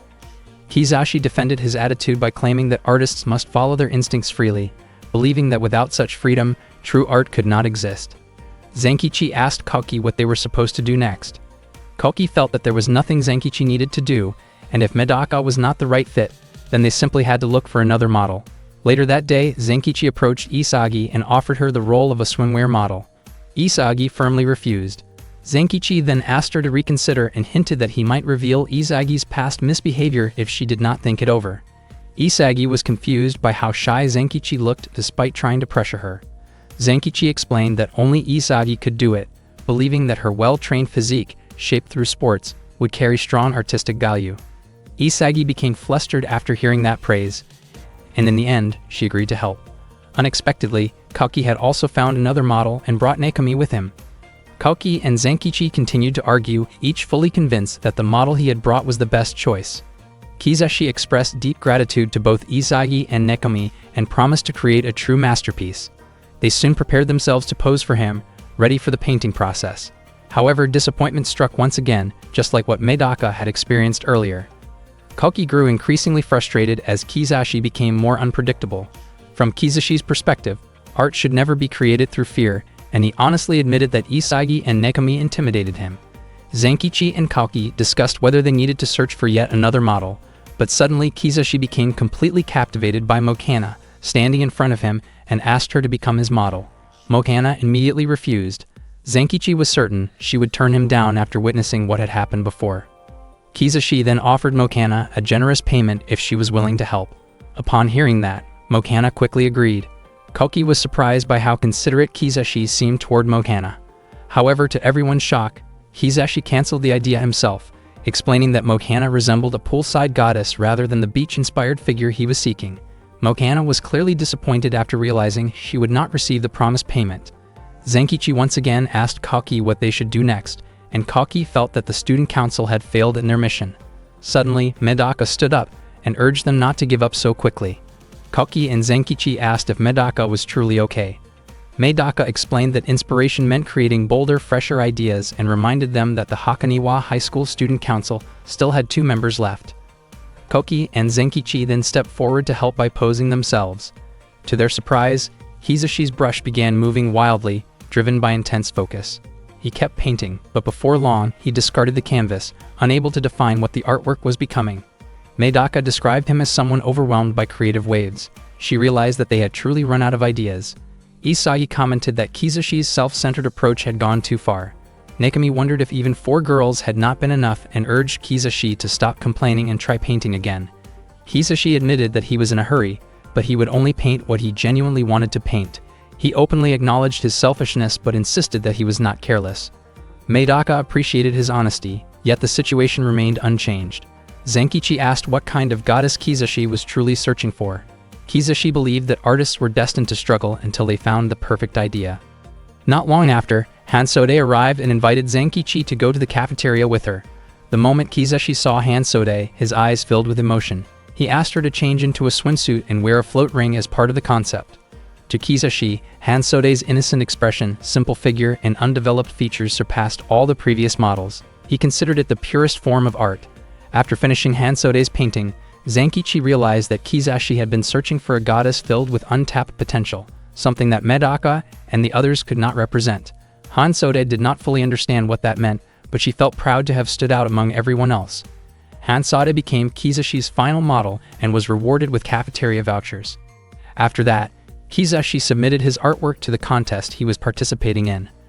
Medaka admitted that this time, Hansode had taken all the spotlight and that the student council had technically failed. However, Zenkichi felt that Kizashi did not see it that way. He then showed Medaka the painting Kizashi had created, which included all of them together. From Zenkichi's perspective, Kizashi had always painted exactly what he wanted to paint. A special group was assigned to maintain stability at the school. This organization operated independently, outside the school's official policies and formal regulations. They were widely known as the School Enforcement Unit or the Disciplinary Committee. One of the enforcement officers, Harigane, was especially strict when reprimanding students whose appearance did not follow school rules. He believed that appearance reflected a person's character, and he was convinced that students who violated dress codes showed a lack of discipline in their mindset. As a member of Disciplinary Committee Squad 3, Harigane refused to let improperly dressed students pass through the school gates. Several students who were stopped at the entrance voiced their objections, pointing out that the student council president and her members were also wearing outfits that did not fully comply with school regulations. On that day, Harigane went to the student council room to address what he considered inappropriate appearances among its members. He felt deeply disappointed, believing that the student council should serve as role models for the rest of the students. He could not understand why they would openly challenge established rules. Harigane criticized Zenkichi for wearing a jacket underneath his school uniform. Zenkichi believed that his style could set a new trend at the time. Harigane was also visibly unsettled by Kauki's bold fashion choice, which he considered improper and distracting. Kauki found himself unable to counter Harigane's criticism any further. Harigane then turned his attention to Mokana, questioning her apparent indifference to the situation. Mokana explained that she believed her outfit still followed the official guidelines. Harigane insisted that he was not easily deceived and pointed out inconsistencies in her explanation, eventually concluding that she had intentionally tested his attentiveness. Mokana acknowledged his sharp observation and admitted that she had only wanted to see how closely he paid attention to the rules. Harigane remained in the student council room for a while longer. Mokana casually asked whether wearing unconventional attire would be acceptable, but Harigane firmly rejected the idea. Medaka then asked Harigane to end the confrontation for the day, expressing her belief that no one had bad intentions despite their unconventional appearance. Harigane initially agreed, responded politely, and apologized for interrupting their meeting. However, he soon returned in an aggressive state and confronted Medaka directly.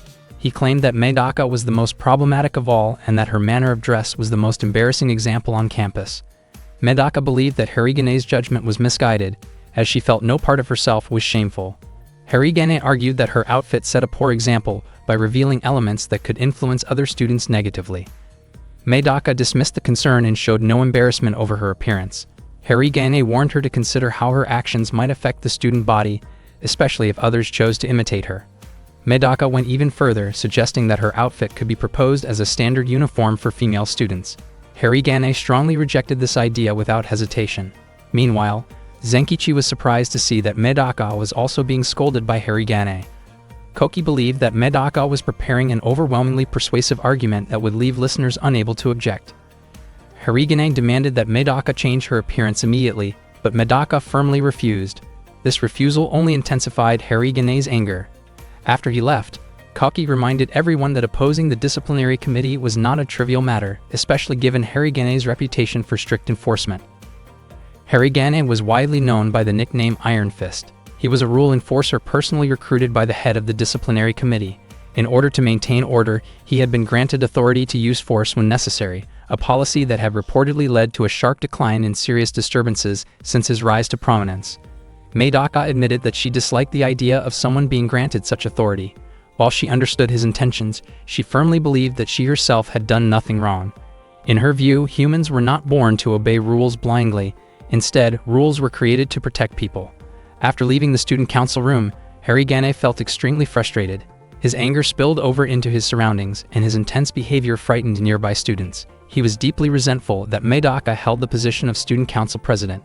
In his eyes, the disciplinary committee worked tirelessly to maintain order, yet they were increasingly disliked by students, while the student council, which he viewed as deeply flawed, had still received 98% of the vote.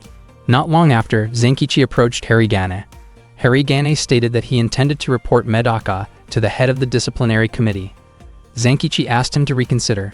He explained that he would try to persuade Medaka to change her appearance because he did not want the situation to grow more complicated. Harigane questioned whether Zenkichi could truly make Medaka comply. Zenkichi admitted that he could not promise success, but he hoped Harigane would let the matter go. He acknowledged that Medaka often took things to extremes. Hansode expressed concern that Medaka might act recklessly if left unchecked, which was why immediate action seemed necessary. Zenkichi responded that regardless of her appearance, Medaka had already accomplished many positive things for the school. Hansode questioned whether that meant ignoring Medaka's rule violations entirely. She made it clear that she could not accept such reasoning, as it would suggest that certain people stood above the rules and were free to break them without consequences. For Harigane, everyone stood equal before the law, and that belief was exactly why the disciplinary committee had to operate independently. Zenkichi soon realized that Harigane was not someone who could be easily persuaded. Harigane admitted that Medaka had been doing an excellent job as student council president, and that the suggestion box had made a significant impact on the school. Harigane began to think that perhaps he could make use of that system as well. Even so, Zenkichi's instincts told him that whatever Harigane was planning would not go smoothly. That afternoon, Medaka, Harigane, and Zenkichi were standing near a muddy pond. Medaka asked why Harigane had called her to that location and once again made it clear that she had no intention of changing her school uniform. Harigane explained that a request letter had somehow ended up with the disciplinary committee. According to the request, the applicant had lost an important item in the pond and needed help retrieving it. Harigane claimed that if no one acted quickly, the item could be damaged by the water. He asked Medaka to go into the pond because he could not do it himself, presenting the task as a so-called special recovery operation.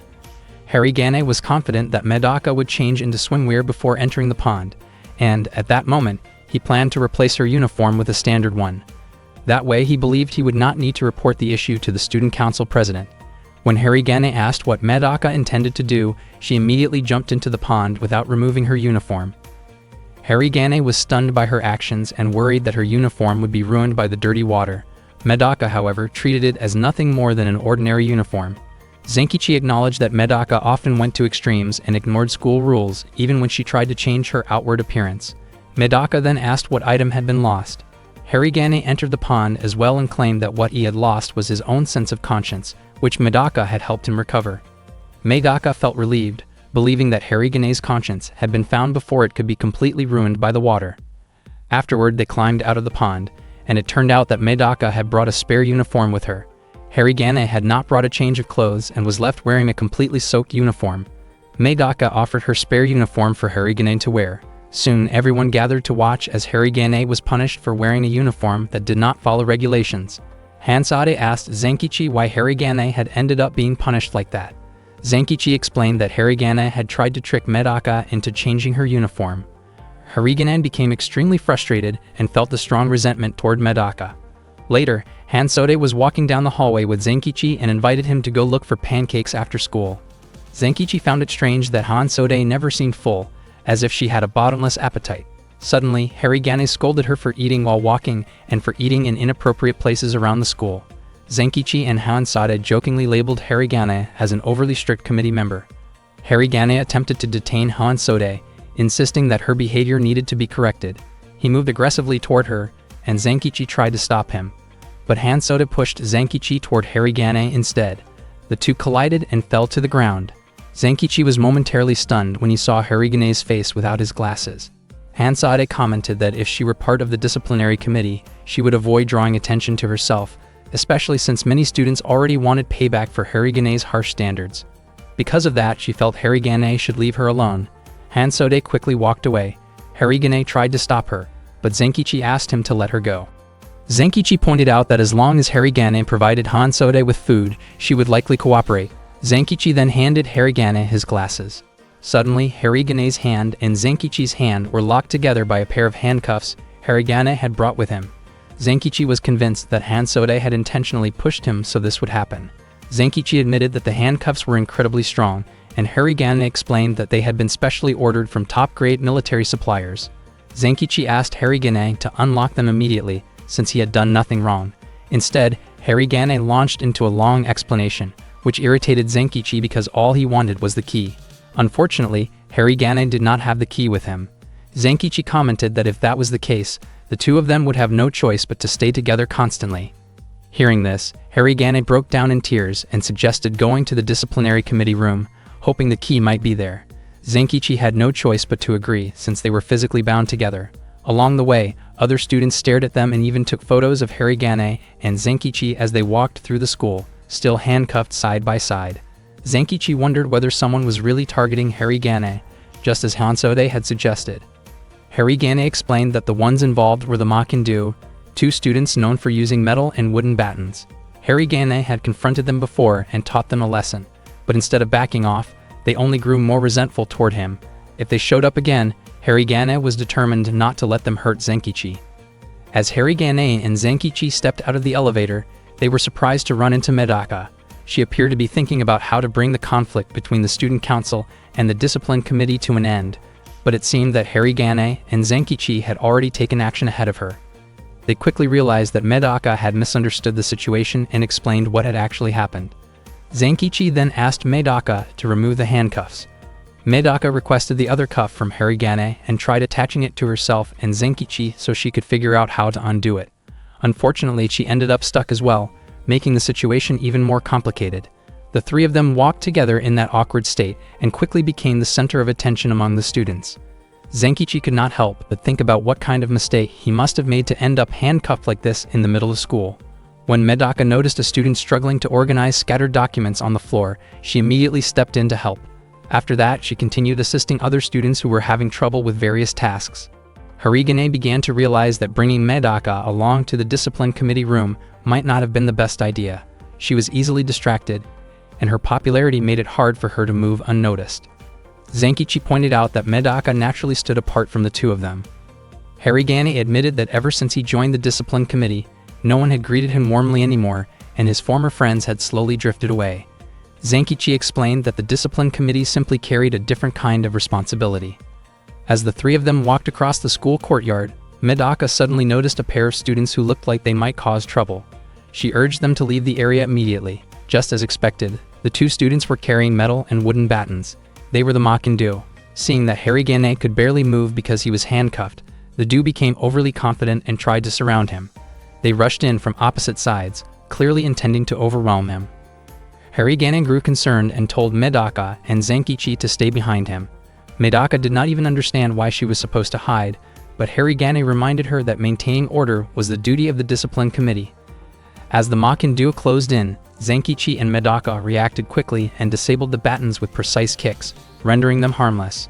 Medaka later admitted that she did not really understand what counted as the discipline committee's responsibility, since the Makin-do had not been disturbing the overall order. The two students immediately fled the scene. Zenkichi asked whether Harigane was sure he did not want to detain them. Harigane replied that, just as Medaka had said, they could not be considered a threat to school order, though he was honestly puzzled that he had not even realized he was being targeted. Harigane openly acknowledged how extraordinary Medaka was, especially as a member of the special class 1 to 13. He wondered why Medaka could not simply break the handcuffs, considering she had just destroyed metal batons with ease. Medaka, however, hesitated and asked whether it was really acceptable to break school property like that. Meanwhile, Muri, the head of the discipline committee, asked Fuei for her opinion of Medaka. Fuei described Medaka as someone who could be called pure and almost sacred in nature. Muri reflected that if the discipline committee ever had to deal with Medaka directly, someone so pure would be the most difficult to handle, since anger and justice could not easily exist together in her presence. One day, Fuei asked Harigane to deliver something to Muri in the music room. Harigane wondered why she had to be the one to do it. Fuei explained that the other members of the disciplinary committee were busy handling other matters, and since Harigane was often seen with nothing to do, observing how Muri worked might help motivate her. Harigane reluctantly accepted the task. Fuei smiled and mentioned that everything was being done for Harigane's own good. Everyone at the school already knew about the chosen of the chosen, the elite among the elite, the most exceptional of the exceptional, and the most merciless among the merciless. That title belonged to a group of superhuman students who were said to be capable of anything.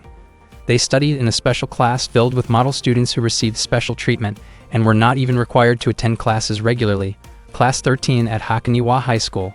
The previous year, when Muri was only 9 years old, he had been selected as a Class 13 student, marking the first time the school had ever accepted a so-called monster child. The strict sense of justice upheld by Muri was embodied through his role in the disciplinary committee. That same day, Hansode greeted Medaka and commented on how striking Medaka's outfit looked. Medaka explained that she was carrying out a task requested through the suggestion box. She mentioned that she had received a complaint that the soundproofing in the music room had started to wear down. Medaka had also received many reports about orchestra sounds being excessively loud. Hansode had already heard about the issue and found it ironic that despite the number of complaints, the student council president was being offered food instead of solutions. Hansode became curious about what Medaka planned to do. Medaka explained that she intended to reinforce the soundproofing as much as possible and then adjust the orchestra's practice schedule accordingly. Hansode wondered whether Medaka planned to handle everything on her own. Medaka mentioned that Zenkichi Kaoki and Mokana were currently working on other requests. She added that the three of them were reliable, which made her own work much easier. Hansode laughed and remarked that the era of a one-person student council was already in the past. She then grew curious about who would eventually become the vice president of the student council. Medaka replied that she would prefer someone like Hansode to take that position. Hansode laughed and stated that she had no interest in joining any group or organization. She openly acknowledged that she disliked Medaka, and that Medaka disliked her as well. Medaka responded calmly, noting that all the current student council members admired her, which was exactly why she needed someone who could oppose her. Medaka admitted that her leadership was absolute in nature, but she had no intention of becoming a dictator. At that moment, Harigane was surprised to see Medaka and Hansode together. Both of them greeted her and asked where she was heading with the towels she was carrying. Harigane had actually hoped to avoid running into them. She explained that she was on her way to the music room. Internally, Harigane could not help but think about how Medaka always dressed in unusual ways, while Hanzade seemed to eat wherever she pleased. Meanwhile, Muri was already inside the music room, standing in front of the club members. He made an extremely harsh statement without realizing how extreme it sounded. Realizing his mistake, Muri quickly composed himself and introduced himself as the head of the disciplinary committee. He explained that he was there to issue penalties, as several clubs located near the music room had filed complaints about excessive noise that was disrupting their activities. Muri emphasized that he intended to enforce discipline in proportion to the disturbance that had been caused. The head of the music club was confused by the presence of such a young child in their room.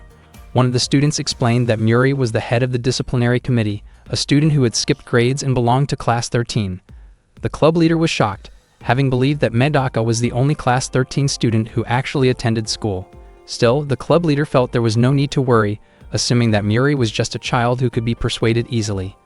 The music club leader explained that orchestra practice naturally produced loud sounds and suggested that it was unavoidable. He attempted to ease the situation with friendly gestures and promised to be more careful in the future, hoping for understanding. He even encouraged the other members to offer small treats as a sign of goodwill. However, Muri remained completely unmoved. He made it clear that excuses and shallow attempts at appeasement would not work on the disciplinary committee. His response was so intense and intimidating that the atmosphere in the room immediately changed. The music club members grew fearful as Muri continued to issue severe warnings, making it clear that once he had stepped into a room in his official capacity, the consequences would be serious and unavoidable. The students of the music club stood frozen, overwhelmed by the pressure of Muri's uncompromising sense of justice and authority. As soon as Medaka, Hanzade, and Harigane arrived at the music club room, they were stunned to see how badly the place had been wrecked. Muri immediately grabbed the towel Harigane had brought along. Harigane was shocked by Muri's behavior. Even though the school committee allowed the discipline committee to use weapons, he could not imagine what kind of weapon could destroy an entire room like that. Muri wiped the blood from his face with the towel and asked why Medaka was there. Muri then stepped closer and made an inappropriate remark about Medaka's appearance, followed by an unsettling comment that crossed personal boundaries. Medaka felt disappointed that her first encounter with Muri had to happen under such circumstances, even though their goals were technically aligned. From Medaka's perspective, Muri had clearly gone too far. Muri assumed Medaka had come to resolve the situation peacefully and questioned whether Medaka truly believed she could make people understand and listen to complaints. According to Muri, anyone who was in the wrong deserved strict punishment. He believed that being too forgiving would only encourage repeated misconduct. In his view, justice had to be excessive to be effective. Harigane had joined the discipline committee because he agreed with that philosophy, but even he felt that Muri had crossed a line this time. Meanwhile, Hanzade quietly warned Medaka that Muri was extremely dangerous. He was in the same elite class 13 as Medaka, and ever since Muri became the head of the discipline committee, the group had grown far more ruthless. Muri immediately scolded Hanzade, telling him not to spread exaggerated stories. He claimed the discipline committee was a group that loved justice and peace, whose purpose was to fix what was wrong. According to Muri, force and weapons were merely tools to achieve that goal. Without warning, Muri launched a sudden long-range projectile attack toward Medaka's upper body. Harigane could not even follow the movement. He could not believe someone as short as Muri could move that fast. Muri said it was nothing more than a greeting and claimed he had held back to give Medaka a chance to avoid it.